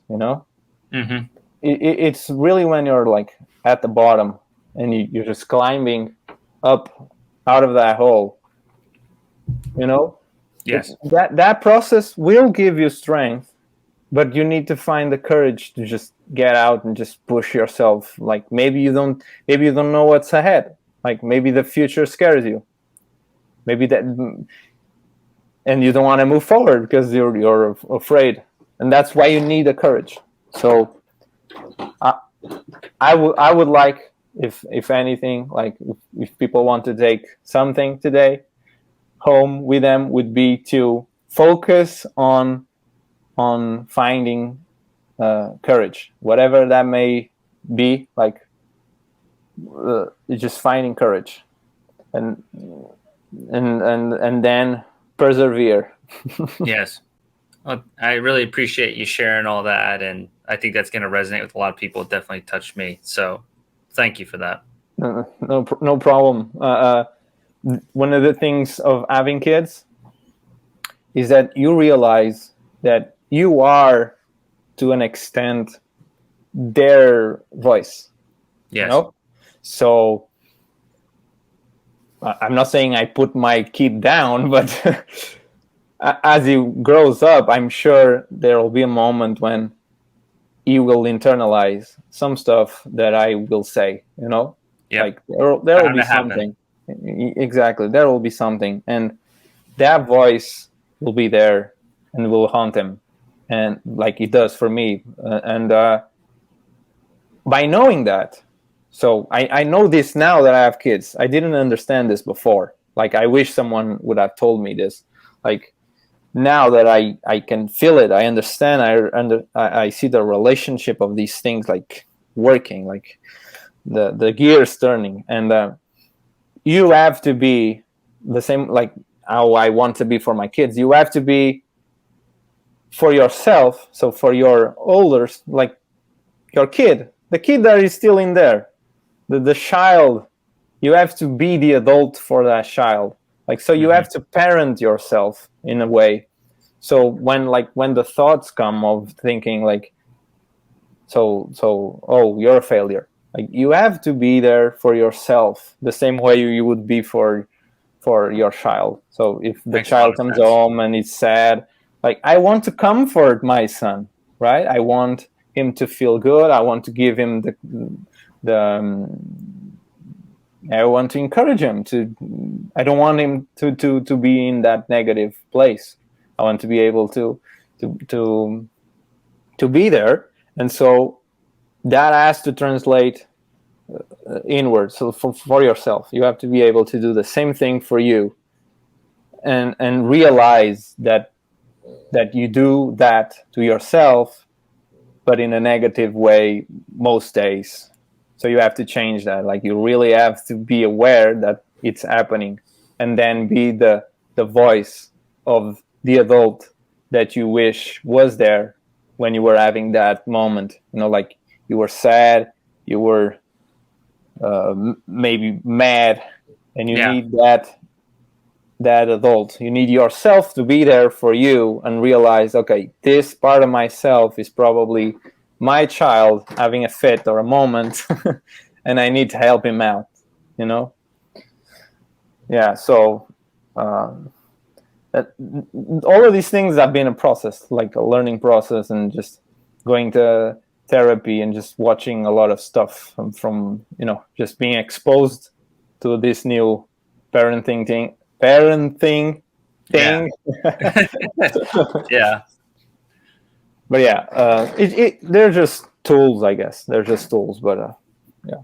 It makes the same way sense. Working out helps a lot, for example, or socializing. This here, like this is very helpful, for example. Yeah. Because definitely. It is. Because like I'm not gonna be able to speak to someone the same way I am right now. Tomorrow, for example, or next week, a month from now, next year. I don't have those interactions. Like I don't have access to that. Like most of my friends are in the different places, other cities. So that takes a toll as well, because you want to have social interactions. You want to, again, it plays into that thing of maybe you want to express yourself. You want to have a moment, but you don't have the outlet to do it because the social interactions don't happen, or you're on here. Right. They're not deep. And it's not deep. Yeah. It's not the same. But yeah, I think we can move on to the artwork. And I think all that needed to be it's said, been 2 hours. 2 hours. it flies by. We've covered a lot of ground, but yeah, I'm sorry to everyone watching for no, the boring parts.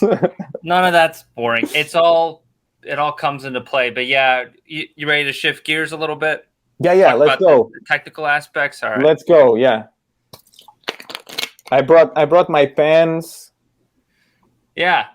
So I got these three selected first, and maybe tell me a little bit about the inspiration behind them, if they were used by any clients. You can talk a little bit about the techniques. I'll just kind of give you the floor before I kind of give you my comments on why I like them. Okay, so we're going from left to right. Yes. Left one being the one with the sword. Sword, yes. So that one I actually made spontaneously. So it was, for me, originally it was just me trying to have a design to sell. Mm-hmm. And I eventually sold it to Wolfking. Wolfking. Okay, cool. I think it was Wolfking. I think. And it was one of the first times, or maybe it was the first time, that I drew a sleeve as well. Oh, okay, yeah, for a long sleeve shirt. Yeah, and that opened a lot of doors, and just I had a lot of fun doing other sleeves from that point on. Like, yeah. So this is a special piece, and it's like a. If you really want to know, this was after I worked for the Black Dahlia Murder, the first one I did with the Nightbringers. Yes, so and I was I was on this vibe of just drawing wooded, with a hood, right? Like kind of ring wraith guys. Yeah, yeah, like wraiths from Lord of the Rings, and so. I did the Nightbringers, and then I made this one with tentacles, and so this one followed, I think, and so there's this guy riding a goat, dragon, whatever, and it's like fusing with a creature, mm-hmm. And then there's these snakes coming out of the hood. Yeah, I was just having fun, honestly. This was just pure fun. Got a great flow to it, and I love that you made the sword have those like spindly pieces, so it has a little design element to it. So it really is very cohesive, and your eye can read everything really well, and it just kind of meshes together. Thank you. I can't really share much about that, like in the sense of how I accomplished that. You just feel it. Yeah, I feel it. Yeah, and with a sword, for example, it really is a question of kind of weaving all of those shapes, like trying to find out what feels good. Because I had made those on the wings. You can see on the wings there's those lines as well. Yes. And I was trying to make it weave into that, like be of the same family, if that makes sense. And so the sword ended up doing those lines and mixing with the wing on the, like, it goes over. It goes like through the back of the guy's face and then wiggles around. And I think the wiggle there is kind of supposed to give some weight to the wing, because the wing is very thin there. And I thought if I add a line here, it will make it better for the shape of the wings to read. But this was just this one was pure fun. Yeah, I remember it very well. All three of these, really, if you were to just, let's pretend that all three of these were on a white background, and you just slapped black over the overarching shape of each one. So they're purely a silhouette. Oh, They would have such strong design composition. All right, here's an example. So you're the same generation as me. Do you remember in the Pokemon show where before they would cut, they would show a silhouette and they were like, hey, imagine what this Pokemon would be? You captured that strong silhouette in all three of these, and that's recurring within your work. You know what I mean? I know perfectly what you're referring to. Yeah. Yeah. When the show stops, and he asked you, "What is this Pokemon?" Yes. And I'm not saying that's like your influence here. I'm just saying like no. that's what makes a strong silhouette. I get it. Yeah. I don't think about it like again, it's kind of natural. Yes. But I do have I do have sometimes the desire to make it work in terms of shape. So say the one on the middle, the thing with the wings. Yes. I wanted them to frame the character, because again, they are a design for a t-shirt, and they need to look good in the t-shirt. So they have to be balanced, even if the character is like slightly to the side, or like right. You can see the 3/4. Yeah. And so I wanted the wings to kind of help frame the design, and I play with the fact that the horns do expand upwards, and so I then did the wings down, just played with that a little bit. Yeah. Because the wings doing that, the horns doing the round thing, they go together with the snake and the tail. Yes. Doing the round thing, and so those things I do think about.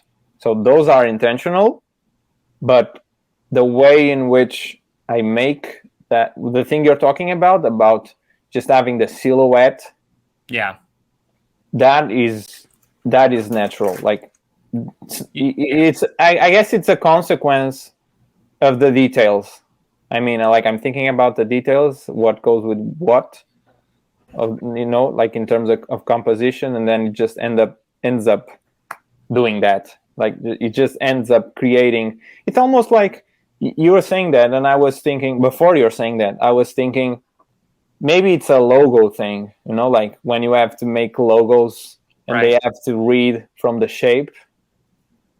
And I can see that in the middle one, like that could be a logo with the wings. But yeah, that almost remind me a little bit of an octopus in a cool way, like the underside of an octopus. Yeah, very neat. I can see that. Yeah, I can see that.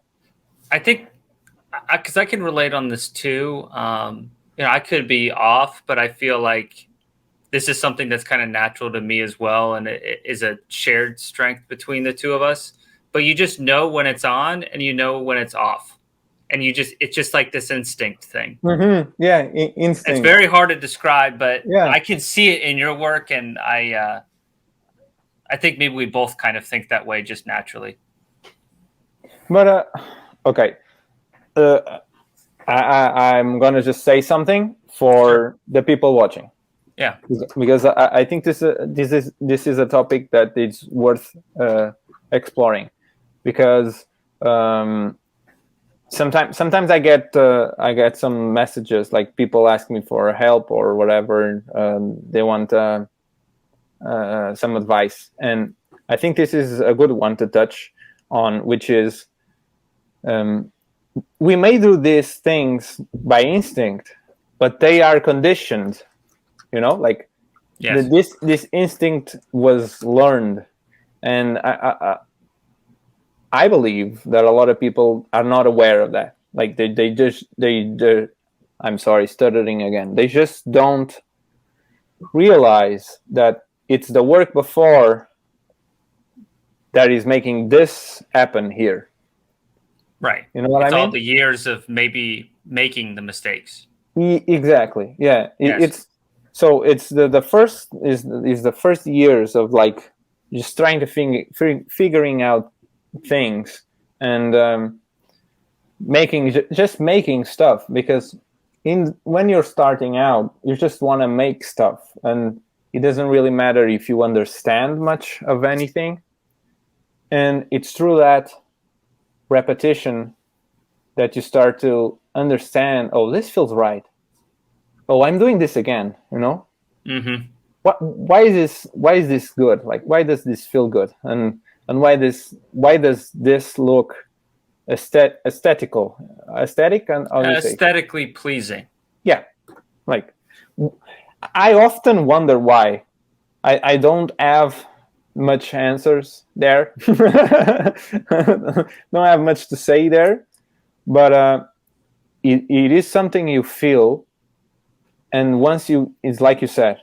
I think once you feel it and it turns on and off, you kind of use that as a guide for many decisions when designing. Yeah, I definitely think that's true. But I just wanted to make clear that it is a consequence of all of the work before. So Yeah. this wouldn't happen without the drawings that I showed, like from when I was a kid and just me trying to draw demons or whatever. That's well said. I think that was a really good point. What about this one on the far right? That one is very recent. It's a death dealer with wings. Rosetta. And it's for Lucifuge. I think that's how you say it. Oh, yes. And they had I They think have Karma did the cover, right? Yeah. Awesome artist. Oh. I know we both like his work a lot. I've seen your post. I wanna talk about Karmazid, but if we do, we're gonna be here another hour. So touche. I'll just say that I'll try to be very quick. Karmazid. So his first name is Patrick. He is just such a good guy, and he's just like us. Same type of, insecurities, regular dude, and yeah. And I'm always telling him that he's one of my favorites, and that I think his style trumps everything. Like, doesn't matter if he thinks, like, if he draws something bad or whatever, like, that's inconsequent. Like, and I don't care about that. Like, the fact that he has nailed this style that is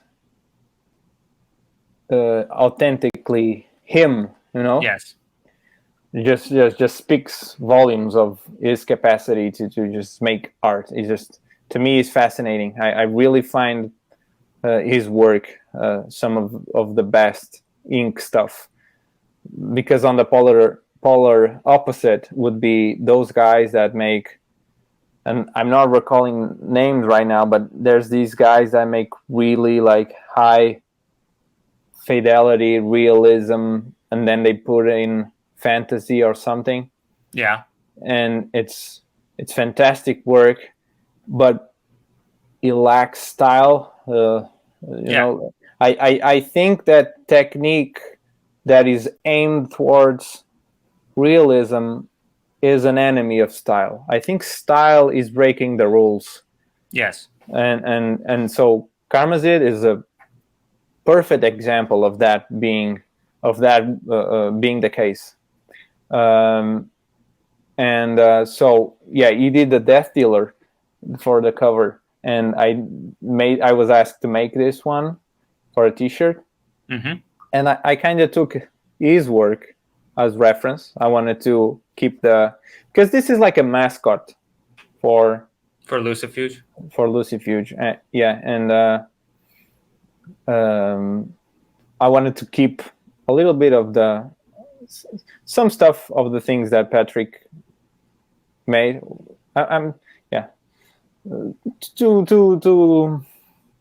To be recognizable. I think. It's consistency for the band. Yeah, for the band. Yeah.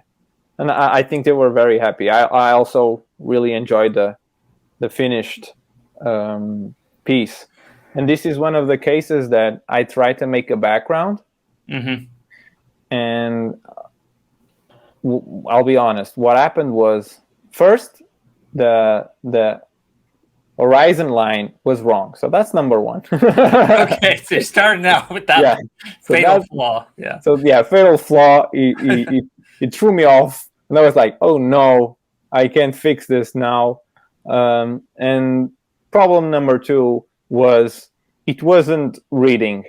So again, the thing with the shape wasn't reading, and I thought, okay, having this read, the shape is more important. On a T-shirt, this will look much better if I can tell it's a horse, and not spend my energy on making this background work when it will just look flat. Yeah. It would just make the image flat next to the horse. You wouldn't read, like the shape of the horse wouldn't read.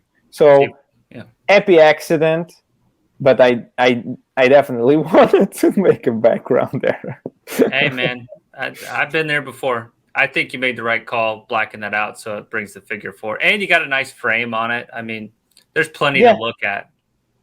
Yeah, the frame worked very well, I think. It's sick, man. Thank you. I appreciate it. Let's talk about these two. And I think one of them is fairly large as well. But yeah, you want to run with the one on the left, which has a very sick frame. Love that. You want to know? They are both the same size. Okay. I do all of my work in what's called A4. So that's A4 size. It's a European thing or global thing. I don't know, but America doesn't use that size for some reason. Familiar with the term, but yeah. So like that's the size that I work on. That's always the size. And so this is a A4 size. That's 8.3 by 11.7 according to this. The reason why we use this system is because if you do this, that's an A3. So now the size, these two together are A3. Okay. And then if you put an A3 on top, that's A2. So it's very easy to calculate sizes and it's always like a unfolding sizable thing. I don't know if it's making any sense. What I'm saying. These are very tiny though in the grand scheme of things compared to the size I usually work at. I do some tiny stuff. Let me see if I have that one here. Actually, I do. The camera won't allow for much, but so that's the size. Damn.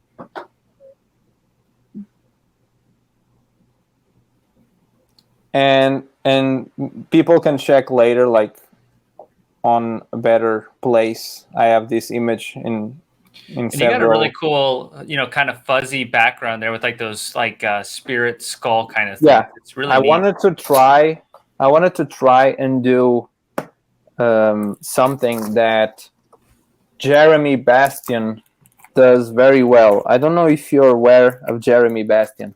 Yeah. So I saw that he would make shapes with like smoke. Yes. And the way you render the smoke was very interesting to me. And in this piece, I had the option of just going black, or taking that chance of just imitating Jeremy. And I tried to do it like he does, but so my approach was just pencil, and I did the pencil the values. So just no lines, just trying to give it shades here and there. Right. Try and make little skulls, and then I on top of that, on top of the values of the pencil, I started making lines like Jeremy does, just straight up copying, just looking at how he does it and making shapes. Mm-hmm. And then I was figuring out that okay, so this works just because of the way the lines go. The lines are giving the shape. I don't need to worry about much. And then by cross hatching, just by adding the cross hatching in the places where the pencil was darker, I knew where to just add the values, let's say. So I first did that thing with a line, and if you look at it very closely, if you zoom on it, anyone at home can do that later or find this piece. Yeah, I got this off the Instagram, so you can find it. Yeah, you can also zoom it on Instagram, and you will be able to tell that I did that with the lines, like trying to do those waves, and then I just cross hatched where the black areas were. It looks very complex, but if you try it out, it's very, very messy. Like the process is not mechanic. Usually I'm very mechanic because I'm trying to make lines perfect, and I'm drawing the line work on anything. And I guess this is a good example to talk about that. Mark Riddick, for example, I saw him say that he starts with the black chunks. So he introduces the black first. So let's say the piece on the right, the image on the right, you would start by adding the blacks. I never do that. Like I have to make all the lines first, so I have that reference. I make all the lines. Then you build up, and then I'll sculpt the volumes. That makes sense. And on the one on the left, you can tell that the armor has just very soft lines to try and give it some shades.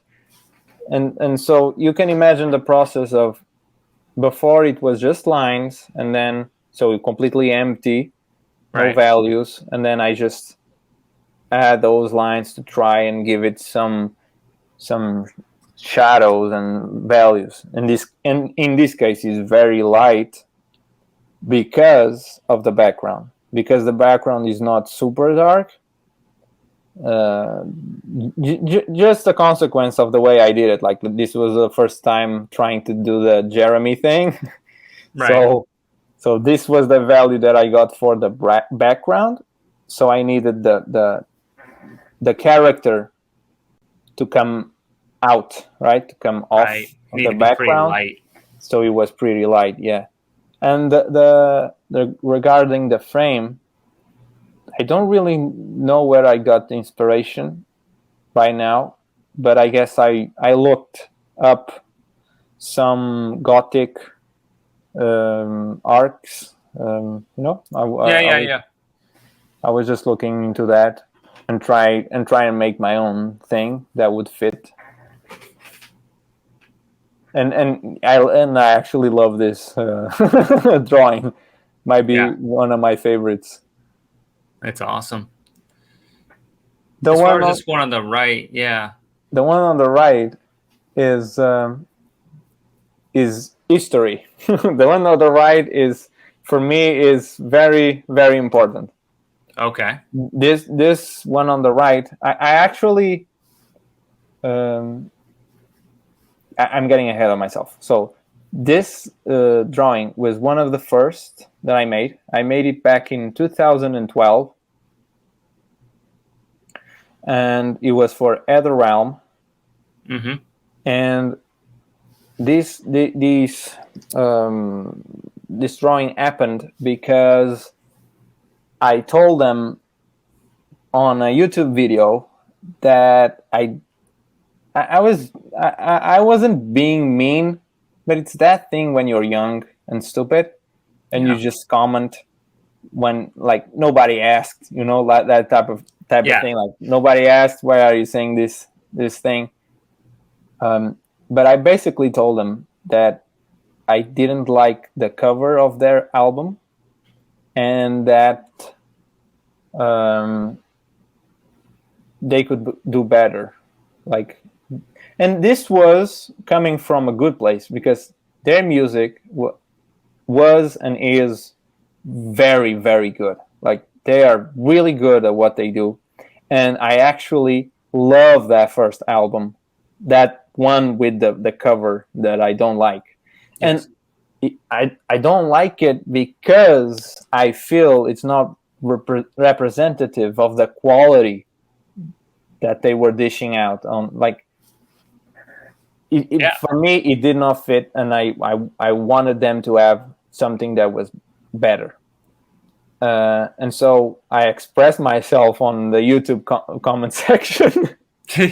And Jake, I believe it was Jake, so the Vincent is the vocalist, and he replied back saying that if I wanted, I could draw something for them. And I took them on that challenge. So this was made entirely for free, just out of passion, and I made it for them.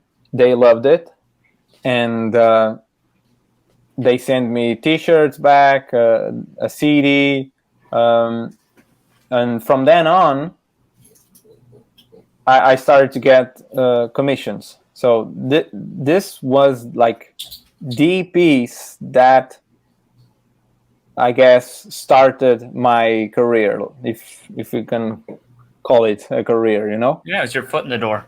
Yeah, and they hired me many times more after that, like 5 times, maybe total of 6, I guess. I think. So yeah, I made a lot of stuff for them. They make fantastic music, and it's more like on the folk metal side. Yeah, that's what I was thinking. I'll have to listen to them later, though. I love Ensiferum. Yes, folk metal, yeah. They had some of that influence, and Kalma. I don't know if that's and okay, so they had that influence, and I just loved what they were doing, and just being able to participate in their project at the time, because they weren't big, Now they're signed, and I hope things are going very well for them. And I guess that's part of why I make art at all for bands, is because I wanted to be in the scene. I guess I wanted to make. Yeah, I wanted to be part of the music, and provide where you have a specialty. Yeah, and they gave me this chance, and it changed everything. Like, this piece really was the one, and eventually, fans of them bought this drawing for them. The fans bought the original for the band, and the band framed it. Nice. They have the best fans, by the way. That's very cool. I imagine folk metal has a very fun fan base. Yeah, fun is the word. Yeah, but yeah, a lot of kind and charismatic people. Folk is great. I've always made sure to have folk in my playlists. Yeah, I need that. I need that vibe, like ancient vibe, Yeah, I guess it's also because of being Portuguese. We have that as well. Like, our folk music in America is more country based. Country, yeah. Yes, makes sense. Yeah. All right, they have a. I'm sorry to interrupt you there. I'm just thinking, because they have a song that I think is called Redneck Vikings, and it's just a joke Oh, on, well, I gotta listen to that. Redneck Vikings. Is eighth of them, are they American or are they They are born here? American, yeah, Oh, and okay. they expressly um, how do you say that? Explicitly? Explicitly. What you said. What you said. They Lee. explicitly Yes. have like a statement on most of their social media stating that they are not from Finland. They're American. They even have like a T-shirt that on the back just saying "not from Finland," something Oh, like that's that. great. Yeah, That's funny. and this one on the left is was made for them. You got those Celtic knot kind of things. It's super Yeah. cool. In fact, this is from a song called Guardian, Okay. and so I guess this character is the Guardian. And someone else made a 3D for a video clip, and I had to use that. Already created character here. So I made my own version by adding the knots in the wings, but I didn't add or take anything else. Okay, so this creation was from that guy. I don't know the name of the artist that made a 3D, but on the video clip you can see everything. Like he made the guy with this character, like the four wings, the arms, and it's holding like a woman, a woman, Okay. and a couple of elements. Like there's a staff, there's a sort of a horn, and everything has meaning. And there's a necklace, and all of these things have meaning in the song and to the band, I guess. Like everyone from the band tried to insert something into that song and to this design. Okay. Yeah, I love how you did the depth on how the Celtic wing kind of thing wraps around, so you can see how there's the gray due to some type of hatching there. Mm-hmm. That really reads very well. I think you really nailed that aspect of making it feel 3D. Like you're talking. Glad to hear that. Glad to hear that. Yeah, that was a choice. I struggled with it, but it ended up looking good. Yeah, I guess because there's so much going on, a lot of noise. Yeah. I had to just make something that was subtle but present, just shading it, and it was the best option. I can't tell you how I figured that one out, but in fact I do, now that I'm looking at it. If you go back to the one with the hourglass, so the free, one on the right, the hourglass, you can see the knots on the wings. Yes. When they overlap, you see how my fingers, you see how my fingers are going a certain way. Yeah. They are going in the way of the line, let's say. Right. So what I did was I looked back at this drawing to try and remember how I made the values that it's impossible to see at this scale, but I saw that I had done that in the direction of the line, the ornament.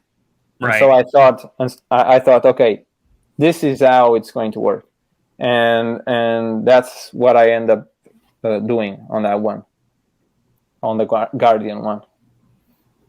Nice. So a lesson learned, I guess. I took what I did before and improved it.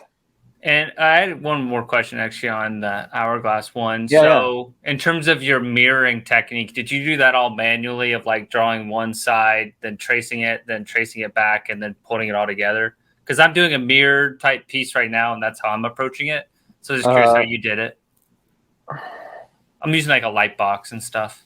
Yeah, that's a good option, but I don't use Lightbox, and I don't do the like, I usually don't do any tricks, but Okay. like to help me out. The thing when I really need to have something be correct, I use Grid. yeah, it's like a tool that has a grid and a ruler. You know, Okay, I think he I'm has following. he has both things on there, like, and it's a triangle, I think. Like, so it's a triangle. He has a ruler, and then I know what you're talking about. I have there's one a of these grid around on here. there, and so with that, I can see if things are right. But with this one, I don't think I used any of that. I think I just winged it because Both, literally. because because the drawing goes to the edges of the paper, Yeah. and I just sort of figured out like where the middle is, and then try to make them look It's like balance. symmetrical. Yeah, yeah, yeah. Yeah, because symmetrical, yes. because it is wrong, and I guess it's just the fact that I use the wings, like the length of the wings and the head of the dragon, to kind of balance any inconsistency, you know, and also the axis. If you look at the X and the horns, there's some black horns. Yeah. They are not really the same. If you look the left and the right, in one it goes over, and on the other one it barely touches it. Like, it doesn't touch at all, actually. Well, I think that's the beauty in it too, because like I'm sure even we're both traditional artists doing everything by hand, but in Procreate you could just basically draw something and it'll mirror it completely, and like that's why I think something like this is cool. Where if there's any mirroring, and it wasn't in this case, you would do it such an early stage that by the end of it, it looks balanced, but it's not. There's little details that are different, and I think that's the Yeah, charm of it. 100%. Yeah. It's not because like my piece, it's going to end up not being perfectly symmetrical. And I'm doing that intentionally. Yeah, it really depends on what you want to achieve, and if the symmetry is a demand, if it's really something necessary. For example, I drew Vitruvian Man recently. Yes. And on that one, I really had to use all of the tools to make it correct. Like, everything had to be on point, because otherwise the square would look wrong. The circle would, be falling off of place. And I did adjust some things in Photoshop. So I went to Photoshop and added the grids just to make sure things were indeed, like, pushed some things here and there just to really perfect it. In that one, it was necessary. But yeah, usually I just go for it. And I already realized that I tend to go too much to one side. I think it's the right side. It just a an eye thing that I do. Sometimes I'm drawing and I'm doing everything, and at some point in the drawing, I realize that I'm out of center. I'm but yeah, it's a human thing. We're not perfect. It's a good thing. And it's a good thing. Yeah. Tell me about this one on the right here. The one on the right is a really good continuation, because I actually made a lot of mistakes, and I did tear up the page, if you believe that. So I did a drawing. Mm-hmm. I started to ink, and I noticed that I was making the shadows, but they were facing the wrong way. Got it. And I already had put a lot of effort into it, and so I was pissed. And I thought, okay, I have to rip it off so I don't waste any more time. Like, there's no fixing this thing. Just, you have to move on, do it again. And I did rip it off. So I ripped that one off, and I went to my friends. So the friends that I talked with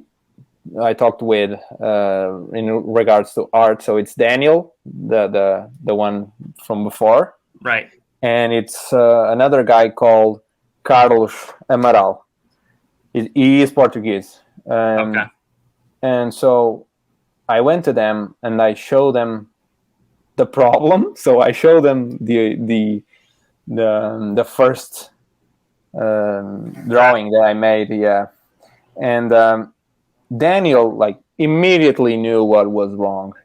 Like he could tell immediately that it was the values and the lighting was not working, and so he did like a very small drawing, just to show how I could apply the light. So Yeah. the lighting could be different in a way that could tell a better story than what I had, and I grabbed that and I did my own small thing as well to try and get it. Like, I'm gonna imitate this and see if it clicks. Right. And it definitely did.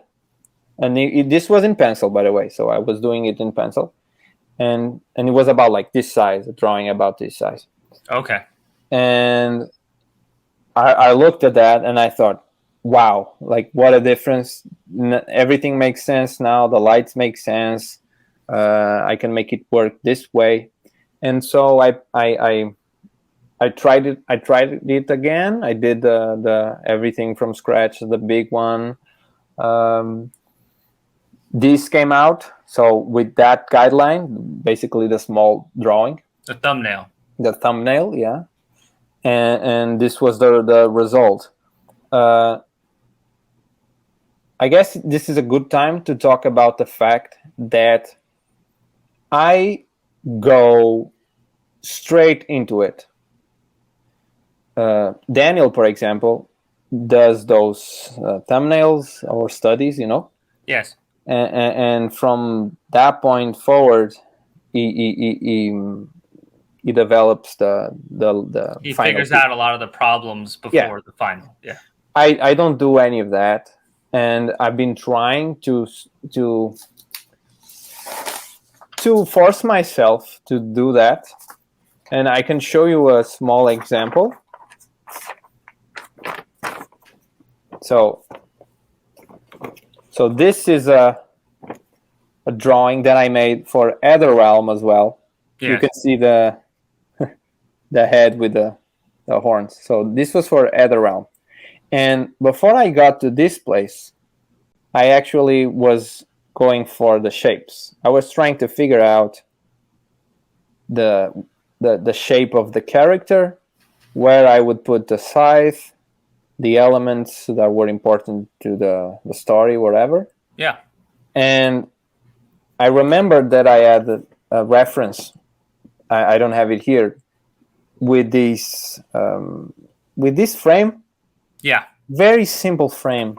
And I thought, maybe I can put a character inside this frame that I saw, like that I had to scour my telephone for the reference. I know I have this reference. And so I used that reference for the frame, put the character inside, did it straight with pen, like right away with pen, and I was like, this works. Wow, you know, and Yeah, that's a really good composition right there. And this is like one of the very rare thumbnails that I have ever done in almost 11 years of making art.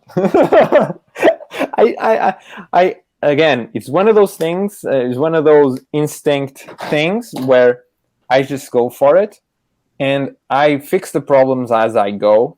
Yeah. Usually in the sketch phase, but I do have that strong instinct to just attack it right away. And usually I am right on the first try.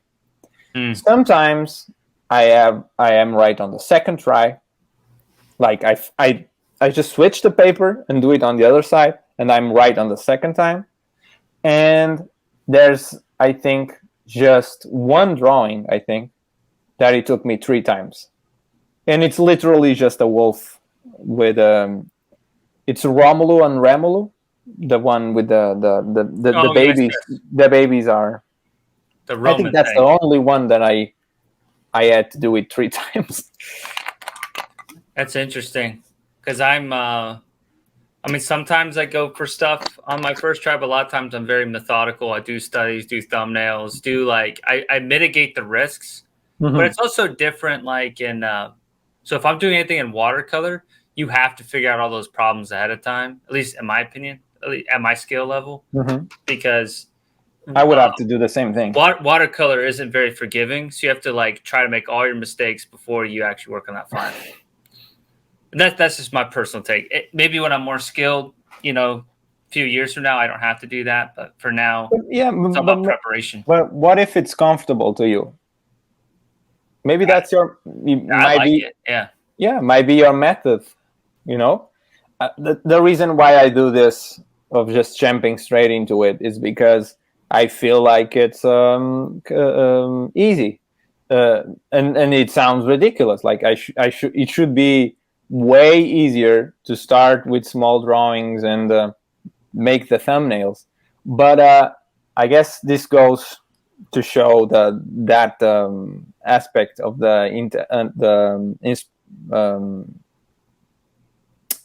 oh my god, the inspiration and basically not just the instinct, but the fact that you have that body of work and reference and you know, like you draw from that, right? And it becomes this habit. And so if it's good for you, it helps you just keep the ball running.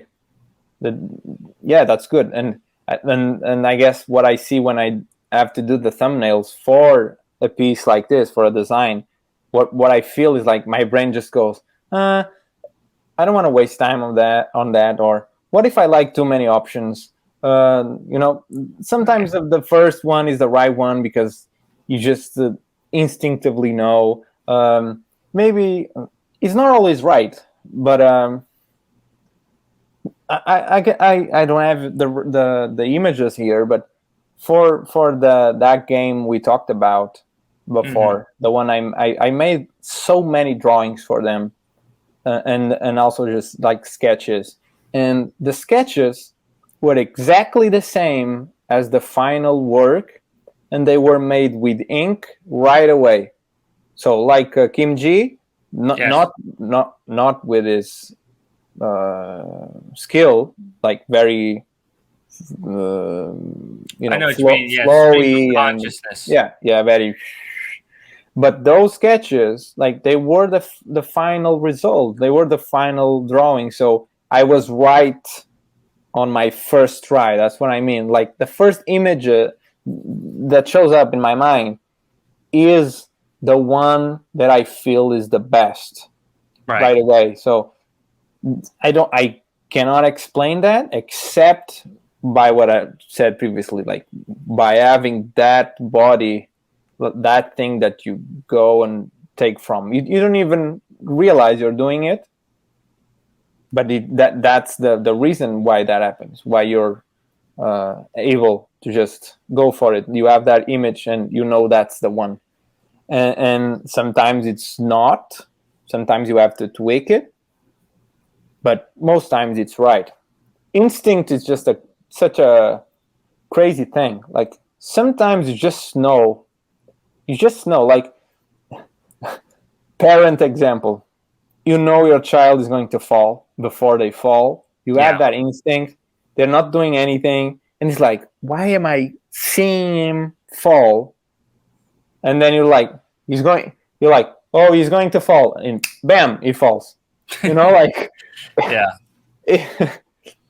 can't explain it, but yeah, instinct is very, very powerful. I think you should trust whatever, like it's just being what is instant, whatever is instant, you should trust that thing and then build on it.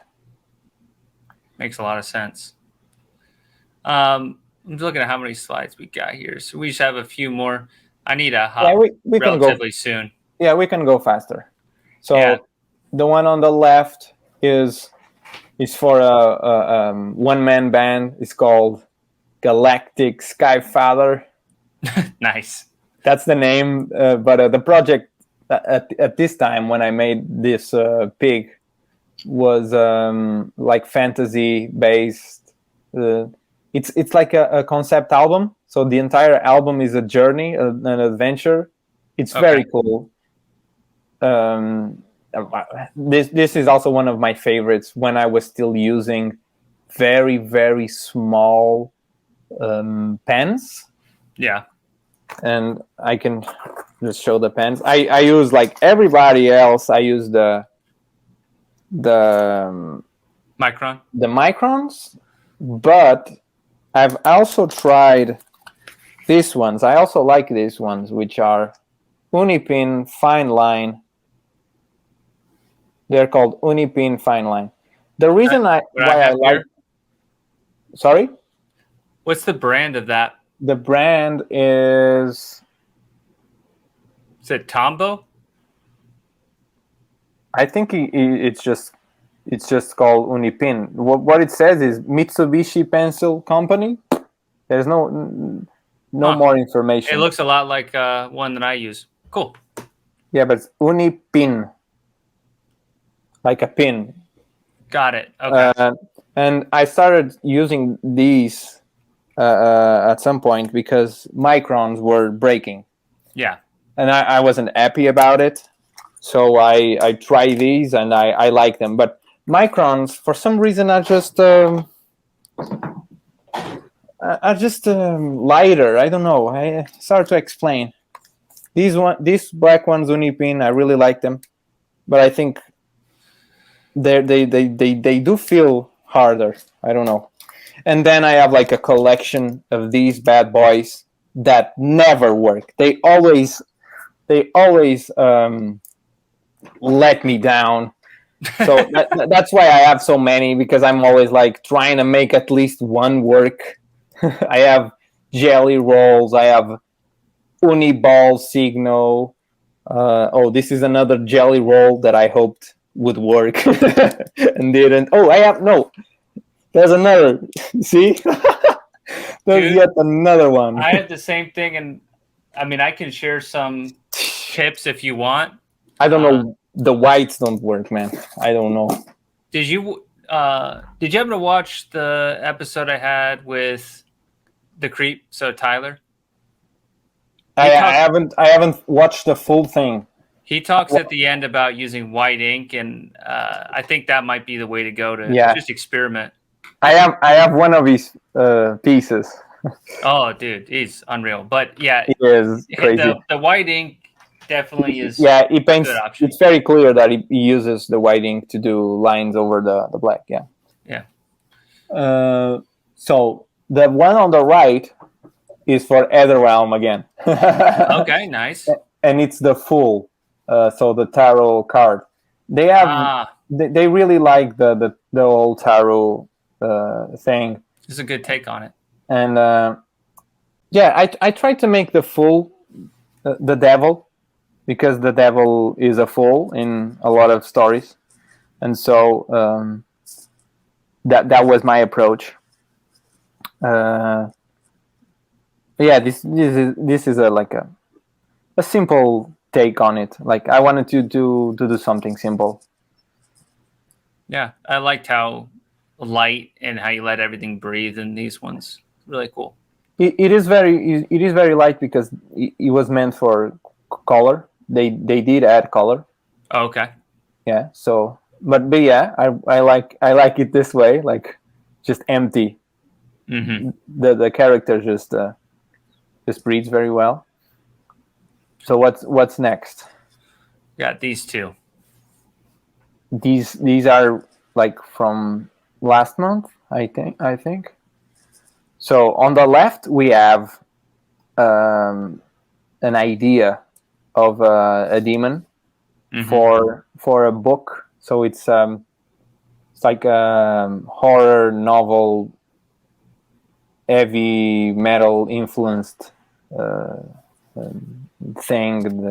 It's by a guy called Zachary Ashford, I think. I love Zachary how iconic it is. Ashford, and the book is called Polyphemus, I think. I might be saying it wrong, and he ended up using another approach, another drawing for the cover. But I liked this so much that I ended up inking it for myself, and it was heavily inspired by Pat Karmazit. I wanted to try and you know put some style into it. So yeah, I like love it. I like how it came out. I don't know. I had to fight my urges to be to just add a lot of lines and render everything, but it was a good call to prioritize just the style. The one on the right was for Thy Art is Murder. Mm-hmm. Australian band. And yeah, they go hard. They basically just gave me free reign. They were like, hey, we just want a slaughter scene. They sent me lyrics. It was just very violent, and I happened to have a sketch from another thing that did not pan out, and so this position of the horses was copied. So it was like copied from another thing, from another artist. I do not know the name. It was so long ago, but they basically told me, "Hey, just copy these horses," Yeah. And I ended up just changing all of the riders. So I tried to make each horseman unique, and just put my spin on it. And I showed it to Thy Art, to Andy. I think I think he's a guitarist. He was the one to approach me, and so I sent him the new sketch, so revamped sketch, asking if he would like to take it since I had it made, and he said, "Yeah, we'll take it." And I'll show you what I did first. Like the first thing that I made for him, and I'm going to use it for myself now, but let me see if it's visible this way. I don't know if faint. It's very faint. Basically, there's two guys with their backs on each other. Okay. And one is in armor. The other is like a angel without a head, because they wanted decapitation. And I showed them the piece, and they thought it was too artistic, too okay. yeah, it wasn't because it didn't show a scene. It wasn't like the scene of violence. It was like because the piece, if you could see it, maybe it's really not clear, but the piece is more of standing. Right. It's not So, as yeah, it's motion. rigid. It's more of a rigid image, and they wanted some action. And so I thought, oh yeah, I have that one laying around, and so it was really cool that they accepted it, and especially because of the all of that violence.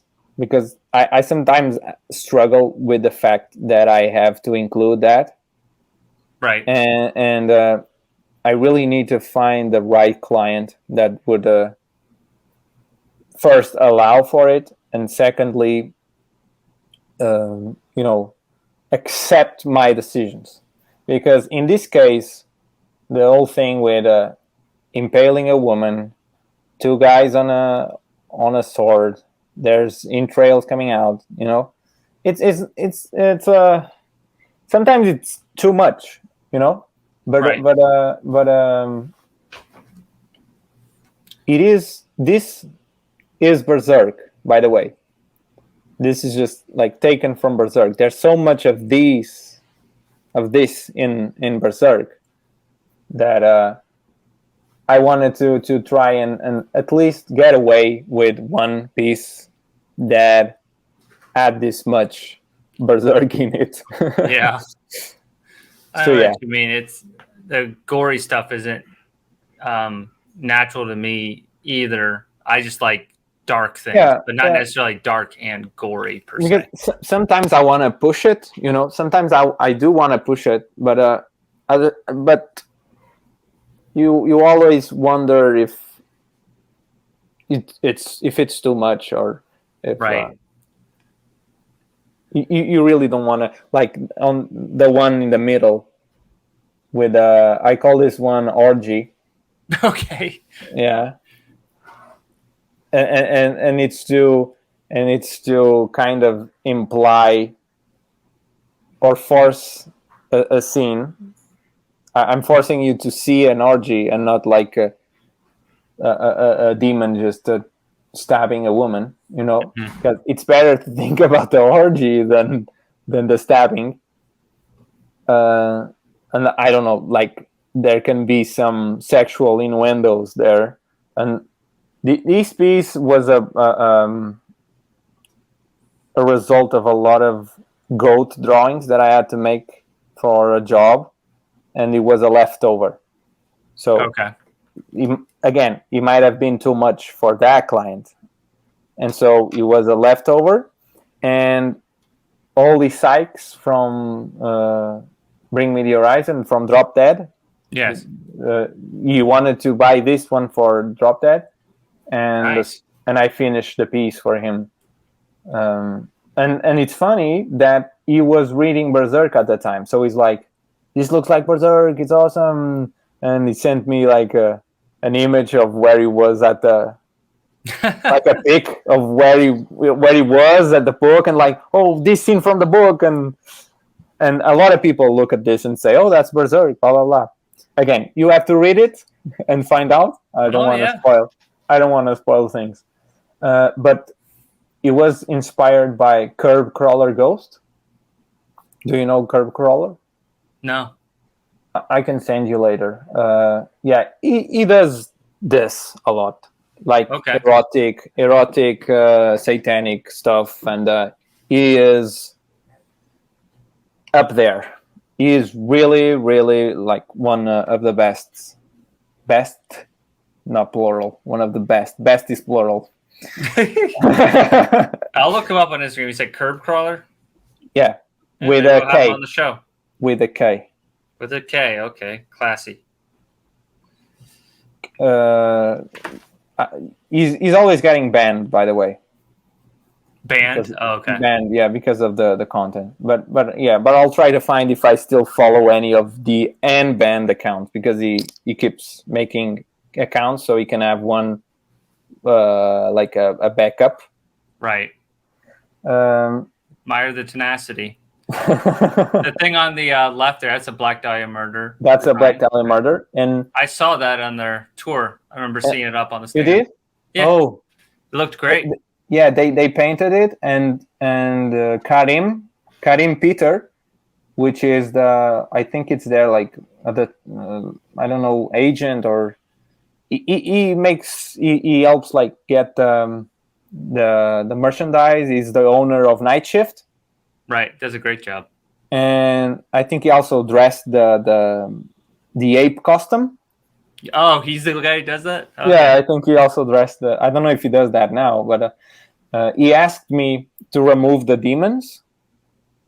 And so I did. There's a version of this drawing where the demons are not there, and there's a chain going around it. Mm-hmm. And I did that because he asked. And that was that was like a construction. I had to do several different images and then glue everything on Photoshop, and yeah, but it ended up looking good.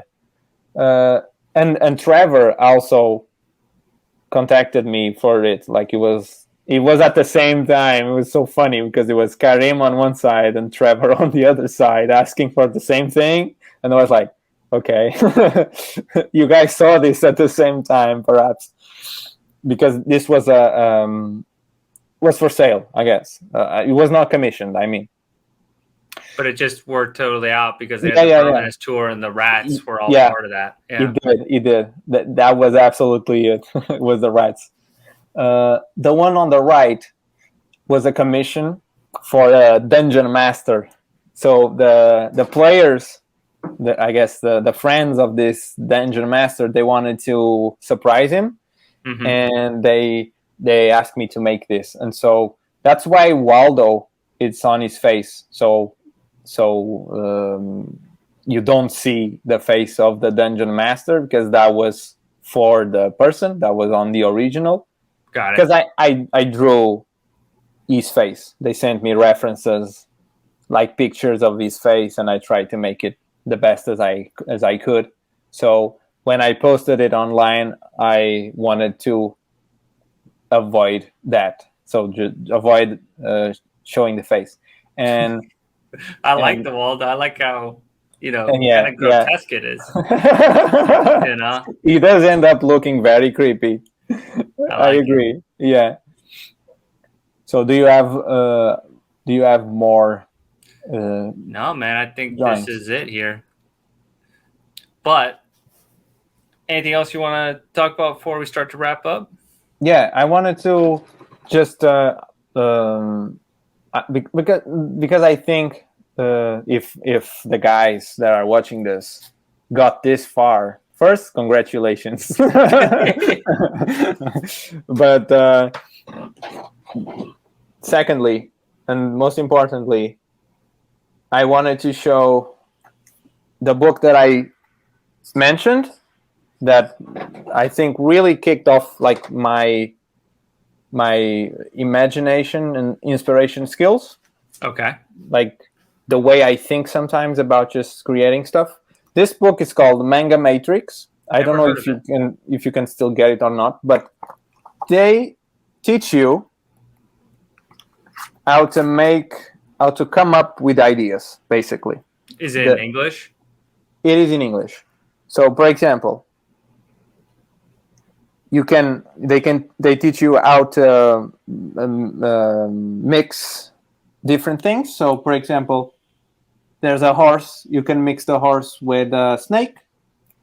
You can mix a flower with an eagle, for example. Just an easy exercise. Okay, so first thing is combination. Then they do, okay, let's think about clothing, for example. Or let's think about where they're from. Why are they the way they are? Are they mechanical? Are they growing? Are they a combination of things? Are they supposed to be an animal, a building, a tool? And then you kind of do this, go down the list and try and build up, and you build up the character. So there's just a lot of That's really cool. cool ideas, and it goes like even ideas for from face to head to upper body, different approaches to what like textures that you can do to make for example, a claw could be a hand, right? And we Right. don't think about it, but you can put a claw on someone's hand, and why don't you put something else like a tree, and the tree is a hand? So that type of thinking, they're trying to force you to do that, and just grab things that are just, I don't know, what you're used to seeing, and then think about it in a different context. They also have like background story making, like trying to make you think about uh, what makes that character that way, what happened to them. I'm trying to see. They just have so much on. They have some examples in here of mixes that they make in order to create characters, and they show you what are the things that they mixed. So it's basically like the recipe for the the thing that you're getting. When did you buy that? And oh man, so many years ago. I think this is from, I'll tell you in a bit. This is from 2006. Okay. So yeah, maybe from around that time. Yeah. I guess it was around that. Yeah, I was young, and so this some of the drawings are kind of meh. There's a lot of meh stuff,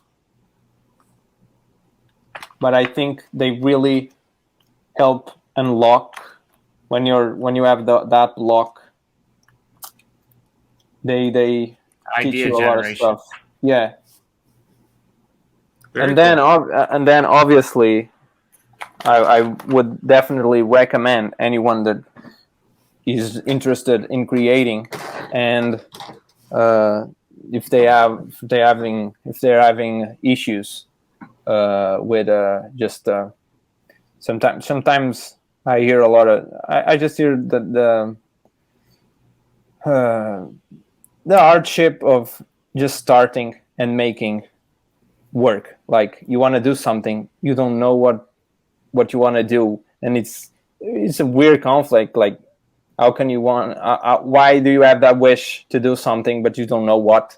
And Right. I feel that happens because you don't have your tank filled up. Your tank is dry, and you do need to just go and read a book, just get some inspiration, whatever it may be. You do need to feed the head, so the Right. mind. And I'll tell you what I do. I have a folder on my computer, and I from time to time, usually when I'm relaxed, sometimes I go to the countryside and I take some time to be there and just go through the images that I have collected that inspire me, and try and put them into a category or a theme, Yeah. and eliminate the ones that are not bringing anything, so that are not converging to that overall image or theme or thing that I imagine when I think about that folder, Right. And so you put those things into those folders. You go to the folder, you look at those images. You don't have to study them. Like you're just feeding your mind that inspiration. Like, wow, this is a great idea. Or the same way you might look at a drawing of mine and like a particular detail there, or the whole thing with the wings and shape. Right. And you just go like, okay, let me look at that again. and refresh, and then you just go do whatever. You do your chores, you work, or you go to sleep. The next day, that thing is gonna be in your mind. It's gonna pop again.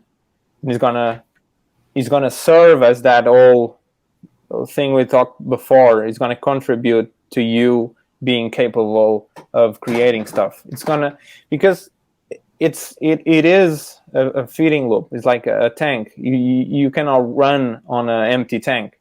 So whenever you feel like you're not having the ideas, or the imagination is just not there, you do need to just go and feed yourself some stuff that you enjoy. Maybe rewatch a movie. Look at the guys that you follow, that you think are important to you, and it will be a natural thing, like we talked about. It's going to be instinct. The drive to create is there, but you don't know what it is, and that void is going to be filled up by that. And one day it's just the image is gonna pop in your head, and you're gonna be, oh, I wanted to create this, just pop into my head, I'm gonna do it. And it happens like that. If you don't have ideas, it's because you don't have visual knowledge. Like, that's bottom line what's happening. Visual knowledge is the number one thing you need to work on as an artist before you draw, before you train your hand, before technical prowess. Visual, like creating a visual library, having it in your head. Like, I can go into my head right now and just think of so much stuff that like I see it, like it's visual. Like, I look at the white wall and I can see things. I can start to do the whole building block things and changing whatever I'm seeing and create the image in my head. And then I grab that and I can draw it. It's not going to be the same. It's not going to look the same, but that exercise and that thing that you do with your mind, being able to visualize it before you put it to paper, I think it's more important than actually being that super skilled. Like, you have to start with that foundation, and then everything just flows. Otherwise, like, how do you think Mark Riddick has been doing this for 32 years and hasn't run out of ideas? Like, he is just a pumping machine, and he's just coming out like that. Like, yeah. So feed the machine. Feed the machine. Feed the machine. Yeah. Well, cool. Well, Jota, it's been a pleasure, man. Obviously, we got to keep in touch. We're friends now. Awesome. But awesome. We'll be in touch about the release date for this. But for anybody watching, please support Jota. He has prints. He has originals on his website. Follow him on Instagram. You've seen his work. Whenever you're going at a show, there's a chance that it's going to be his work on the T-shirts. Support the bands that he is also helping out with. And it's been a pleasure, man. Let's just stay on just for 1 second. But for everybody else, tune in for the next episode. Bye. See ya.